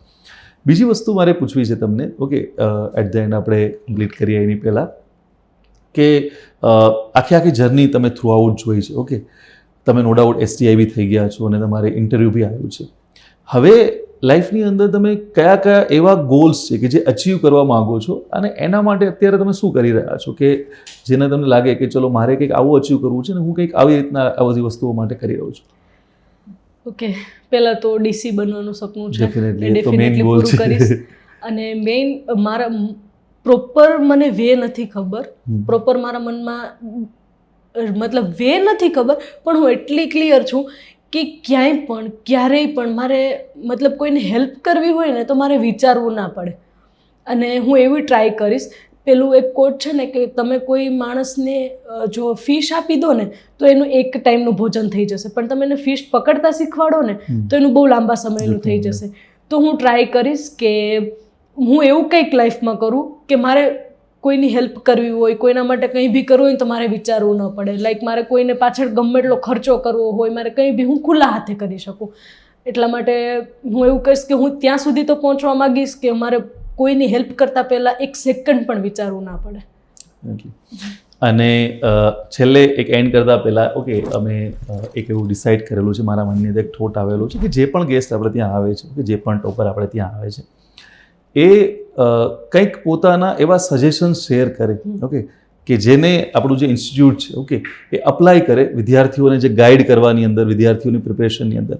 તો તમારા તરફથી કોઈ એવા સજેશન્સ હોય કે જે તમે કહેવા માગો છો. જો હું ઓલવેઝ ઓપન ફોર સજેશન હોઉં છું, કે હું ક્યારેય કોઈ પણ વ્યક્તિ મને સજેશન આપી રહ્યો છું કે તો એના માટે ઓલવેઝ તૈયાર હોઉં છું. કેમ કે મને જ્યાં સુધી લાગે છે, જ્યાં સુધી કે ઇમ્પ્રુવમેન્ટ જ તમને શું બનાવશે, ઓકે, પરફેક્ટ બનાવશે અથવા તો બેટર બનાવશે. રેડી? તો તમને કોઈ એવા લાગતા હોય કે સર તમે જો આ સ્ટાર્ટ કરવા જઈ રહ્યા છો એક જર્ની, ઓકે, અને ઓફલાઈન તમે સ્ટાર્ટ કરવા જઈ રહ્યા છો, તો આ વસ્તુ ખાસ કરજો એ પ્રકારના. એક સજેશન તમારા માટે અને એક સ્ટુડન્ટ માટે છે. તમારા માટે કે જે બોલો એ કરો, ટાઈમલી કરો. ડેફિનેટલી. મતલબ જે બી હોય, તમે લોન્ચિંગ હોય, કોર્સ લોન્ચિંગ હોય, ટાઈમ લિમિટમાં આપી દો એટલે સ્ટુડન્ટની સામે એક નેગેટિવ ઇમ્પેક્ટ ક્રિએટ ના થાય. એકલું પોઈન્ટ છે. અને સ્ટુડન્ટને એટલું જ કહીશ કે અહીંયાથી જે કહેવામાં આવે ને એ બ્લાઇન્ડલી ફોલો કરો. મતલબ મેં જોયેલું છે, મેં ફીલ કરેલું છે. તમને કોઈ એવું વ્યક્તિ કહે છે કે જે આ ફિલ્ડમાં 7-8 વર્ષથી છે, તમને ભૂલ કરતા રોકે છે, તમને મતલબ એવું કહે છે કે તમે આવું કરશો ને, મતલબ આમ કહો ને કે એક ઉદ્દીપક જેવું કામ કરે છે, તો ડેફિનેટલી એનો ઉપયોગ કરો. તમે પોતાનું મગજ બધી જ જગ્યાએ ન લગાડો. તમને કહેવામાં આવે કે 10 કલાક વાંચો તો વાંચો, પછી એ બાબતે કોઈ સવાલ ના હોવો જોઈએ કે શું કરવું. તમને એવું કહેવામાં આવે કે ટેસ્ટ આપો તો આપી દેવાની. મતલબ તમે જો કોઈને મેન્ટર તરીકે સિલેક્ટ કરો છો, જો તમે કોઈને એમ કહો છો કે મારે આની સાથે જોડાઈને મારી પ્રિપરેશન આગળ કરવી છે, તો પછી થોડો વિશ્વાસ રાખો. અને ડેફિનેટલી કહીશ કે જો તમે અહીંયા વિશ્વાસ રાખશો તો રિઝલ્ટ બહુ સારું મળશે. કારણ કે મતલબ બહુ ઓફેન્ડ થઈ જશે સર, બટ ઘણા બધા એવા છે કે જે ઘણા બધા ફેકલ્ટીઝ એવા છે કે જે ફેકલ્ટી કેવા ન કહેવાય પણ ક્વેશ્ચન માર્ક છોડી જતા હોય છે. તો તમે થોડું એ બાબતે વિચારો અને બ્લાઇન્ડલી ફોલો કરો, ડેફિનેટલી રિઝલ્ટ મળશે. જો વધારે તમે ઓકે, બહુ વધારે કીધું છે મેડમે, તો એટલું બધું નથી. ઘણી વખત શું થાય કે વિદ્યાર્થીઓને એવું લાગે કે જે અમુક જગ્યાએ થતું હોય છે પેડ પ્રમોશન વાળું, ઓકે, તો એમના શબ્દો છે, ઓકે, અને એમણે કીધા છે. રેડી? મારું કહેવાનું એટલું છે કે જેટલું બી આપણે આ થ્રુ આઉટ પોડકાસ્ટની ચર્ચા કરી, ઓકે, એમાં જે પણ બાબતો તમારા ધ્યાનમાં આવે છે, ઓકે, પહેલાં તો મારી એ જ સલાહ હોય છે હંમેશા માટે જે પોડકાસ્ટ જોતા હોય છે કે પેન ને પેપર લઈને પોડકાસ્ટ જોવા બેસો. ઓકે, ખાલી બસ જોવા માટે કે એન્જોય કરવા માટે ના જો. ઓકે, એટલે કદાચ તમે જો આ ના જોયું હોય કે નોટ ડાઉન કોઈ વસ્તુઓ ના કરી હોય તો એને કરી લેજો. આખી જે જર્ની એમની લાઈફની જોઈ છે એ તમે જોયું છે કે એણે 2 વસ્તુ પર ખાસ ફોકસ કર્યો છે. એક તો કે ક્યારેય બિલીવ નથી છોડ્યું, ઓકે, ભરોસો છે એને છોડ્યો નથી, ઓકે, અને એમાં એના ફેમિલી અને ફ્રેન્ડ્સે એને બહુ સપોર્ટ કર્યો છે. કેમ કે બિલીવ પોતાનાથી રહેતું નથી, ઓકે, બીજા તમારે જ્યારે તમારામાં કરતા હશે બિલીવ અને તમને પુશ કરતા હશે ત્યારે તમારું બિલીવ છે એ ટકી રહેશે. કેમ કે સેલ્ફ ડાઉટ છે ને, ઓકે, એક એવી વસ્તુ છે કે સેલ્ફ કોન્ફિડન્સને ગમે ત્યારે, ઓકે, તોડી નાખે છે. અને સેકન્ડ વસ્તુ સતત ઇમ્પ્રુવમેન્ટ, ઓકે, કન્ટિન્યુઅસ ઇમ્પ્રુવમેન્ટ. આજે એવું છે તો કાલે એના કરતાં મારે કંઈક બેટર જ કરવું છે, ઓકે. આ જે માઇન્ડસેટ છે, આ માઇન્ડસેટ તમને એ લેવલ સુધી ડેફિનેટલી એક દિવસે લાવી દેશે, ઓકે, કે જ્યાં અલ્ટિમેટલીમાં સક્સેસ મળે છે. હું એક નાનકડી સ્ટોરી શેર કરતો હોઉં છું વિદ્યાર્થીઓ સાથે પ્રિપરેશન દરમિયાન, કે હું જ્યારે પ્રિપરેશન કરતો ત્યારે મારા એક મિત્ર ડીવાયએસપી બને છે, ઓકે, એમનું રિઝલ્ટ આવે છે અને એમની સાથે અમે એક નાનકડી એવી પાર્ટીમાં જઈએ છીએ. ત્યાં હું એક જ વ્યક્તિ એવો હતો કે જે પ્રિપરેશન કરતો હતો, બાકી બધા જ છે, ઓકે, એ ડીસી ડીવાયએસપી હતા, ઓકે, એવી રીતના, કેમ કે એના મિત્ર વર્તુળમાં એ પ્રકારના હતા, ઓકે, મારા કરતાં સિનિયર હતા એટલા માટે થઈને. તો બધા જ ક્લાસ 1 to ઓફિસર. તો એ મારી સાથે ડિસ્કશન કરે છે ત્યારે મને કહે છે, તો મેં કીધું પ્રિપરેશન કરું છું આ રીતના બધી વસ્તુ. તો એ મને એક સિમ્પલ વસ્તુ કહે છે કે અમે જ્યારે પ્રિપરેશન કરતા ને ત્યારે અમે ક્લાસના ટોપર નહોતા, ઓકે, અમારા ક્લાસના ઘણા બધા એવા ટોપર હતા કે જે અમારા કરતાં બહુ સારા માર્ક્સ લાવતા, પણ ક્લાસ પૂરા થયા પછી એ લોકો ઘરે જતા રહ્યા, ઓકે, અથવા તો પોતાની રીતે નાની મોટી કંઈક બીજી પ્રિપરેશન કે જોબ ચાલુ કરીને એની સાથે પ્રિપરેશનનું વિચાર્યું, અમે લાગ્યા રહ્યા. શરૂઆતમાં ફેલ થયા, ઇવન તલાટીની એક્ઝામોમાં બી ફેલ થયા, પણ ધીરે ધીરે તલાટી પાસ કરી, ડીવાયએસઓ પાસ કરી, ક્લાસ 1-2 બન્યા, તો સ્ટેપ બાય સ્ટેપ આગળ વધ્યા છે. પણ કન્સિસ્ટન્સી જે છે, ઓકે, એ અમે લગાવેલી રાખી. એટલે જ્યારે જીપીએસસી ડિલે થાય, ક્યારેક કીધું એ પ્રમાણે કે ફેલિયર તમારી સામે આવે, પણ તો બી જો તમે કન્સિસ્ટન્ટ રહ્યા, ઓકે, લાગેલા રહ્યા, ઓકે, ખંતથી અને મહેનતથી લાગેલા રહ્યા, ડેફિનેટલી સક્સેસ એક દિવસ આવશે તમારા. પણ લાગેલા રહેવાનું છે ત્યારે સતત શું કરતું રહેવાનું છે? ઇમ્પ્રુવમેન્ટ. આજે કરતાં તમારે કાલનું જે નોલેજ છે, કાલની જે તમારી અન્ડરસ્ટેન્ડિંગ છે મેઇન્સની, એ બેટર હોવી જ જોઈએ. ક્લિયર? આટલી વસ્તુ તમે કરશો, ડેફિનેટલી સક્સેસ તમારા, ઓકે, દ્વાર પર ઊભી હશે, જેને કહી શકાય, ઓકે, એકદમ નજીક આવીને ઊભી હશે. ને એના પછી જે વચ્ચે આપણે એક ફેઝ ડિસ્કસ કર્યો કે જ્યારે સક્સેસ મળે છે ત્યાર પછીનો શું માહોલ હોય છે, ફ્રેન્ડ સાથેનો, ફેમિલી સાથેનો, ઓકે, અને ચહેરા પર બી દેખાઈ જ આવે છે, ઓકે, કે શું, ઓકે, ચેન્જીસ આવે છે લાઈફની અંદર. તો એ તો તમારે જો કરવું છે, તમારા ફ્રેન્ડ્સને પ્રાઉડ કરાવવું છે, તમારી લાઈફ છે એને સિક્યોર કરવી છે, અને એઝ અ ગર્લ તરીકે, ઓકે, નો ડાઉટ એક બાબત આપણી છૂટી ગઈ છે ગર્લ તરીકે, પણ હું એ કહેવા માંગીશ કે એઝ અ ગર્લ તરીકે તમારે જો રિસ્પેક્ટફુલ લાઈફ જીવવી છે, ઓકે, ક્યારેય બી કોઈને પૂછવું ના પડે. નો ડાઉટ એવું નથી કે આપણે બગાવત કરવી છે કે ભાગી બનવું છે કે એ રીતના, પણ ક્યારેય બી તમારે કોઈ વસ્તુ માટે સેકન્ડ થોટ ના લેવો પડે, તમારે વારંવાર કોઈની અપ્રુવલની પરમિશન કે એક રાહ ના જોવી પડે, અને એક ફ્રીડમ જોઈએ છે લાઈફની અંદર, ઓકે, અને રિસ્પેક્ટ ખાસ, ઓકે. જેમ કે કોઈના તમે કોઈ પણ જગ્યાએ ગયા છો, ઓકે, તો મોટાભાગે તમે ઓબ્ઝર્વ કર્યું હશે કે ફંક્શનની અંદર ગર્લ્સ જે છે અથવા તો જે પણ, ઓકે, જેને કહી શકાય કે ફિમેલ્સ જે હોય છે મોટાભાગે કામમાં જ લાગેલી હોય છે, ઓકે, મિડલ ક્લાસ ફંક્શન કહીએ, ઓકે. તો કહેવાનો વસ્તુ છે કે એ વસ્તુ તમારે નથી કરવી, અને તમે એ જે પણ ફંક્શનમાં જાઓ છો ત્યારે તમે સેન્ટર ઓફ અટેન્શન હો, ઓકે. એક વસ્તુ બાકી રહી ગઈ જે હું યાદ કરું છું, જે તમે સેન્ટર ઓફ અટેન્શન હો. એના બાળકોને લઈને તમારી પાસે આવી રહ્યા છે કે આને તૈયારી કરવી છે, થોડું ગાઈડ કરી દો. તમને જોઈને બીજી ગર્લ્સ મોટિવેટ થઈ રહી છે, ઓકે, તમને જોઈને બીજા લોકો મોટિવેટ થઈને તમારી પાસે ગાઈડન્સ લેવા માટે આવી રહ્યા છે. આનાથી મોટી બાબત હોય છે શું? ઓકે, આ ફિલિંગ જ કંઈક અલગ હોય છે, ઓકે. એક જે મને નાની બાબત જાણવા મળી હતી, ઓકે, એક ધ્વજવંદન વાળી કંઈક સ્ટોરી હતી, ઓકે, નો ડાઉટ એ તમારી સાથે શેર કરશે, અને પછી શું કરશું આપણે આ પોડકાસ્ટ જે છે, ઓકે, એને પૂર્ણાહુતિ આપીશું. તમારા જેટલા બી ડાઉટ્સ હશે, ઓકે, એ તમે કમેન્ટ બોક્સમાં નીચે પૂછી શકશો, ઓકે. એના પર બી નો ડાઉટ કમેન્ટમાં બી આન્સર આપવાનો પ્રયત્ન કરીશું, ઓકે. અને મેડમ જે છે, ઓકે, એ એક વખત ક્લાસની અંદર બી સ્પેશિયલ સ્ટડી બાબતે એક સેશન બી કન્ડક્ટ કરશે, ઓકે. તો એ સ્ટોરી બાકી રહી ગઈ આપણી, ઓકે. હું ખાલી એટલું જ કહીશ કે જ્યારે મેં મારી એસટીઆઈ થઈ ગઈ, પછી મને મારી જ સ્કૂલમાં ધ્વજવંદનનો 26મી જાન્યુઆરીના દિવસે મોકો મળ્યો, ત્યારે મને એટલું જ થયું કે યાર 10-12 કલાક લાઇબ્રેરીમાં બેસીને વાંચવાથી જો આટલું મળતું હોય ને, તો હું હજી વધુ વાંચીશ, હું હજી વધારે કરીશ.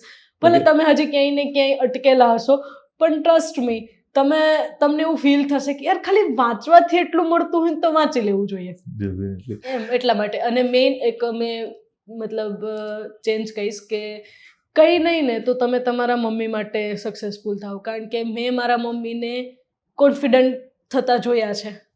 જ્યારથી મતલબ એણે મતલબ આટલી કોઈ લેડીને સક્સેસફુલ જોઈ નથી, અને જ્યારે મતલબ મારું રિઝલ્ટ આવ્યું ત્યારે એને એવું લાગ્યું કે આજે મારું રિઝલ્ટ આવ્યું એમ.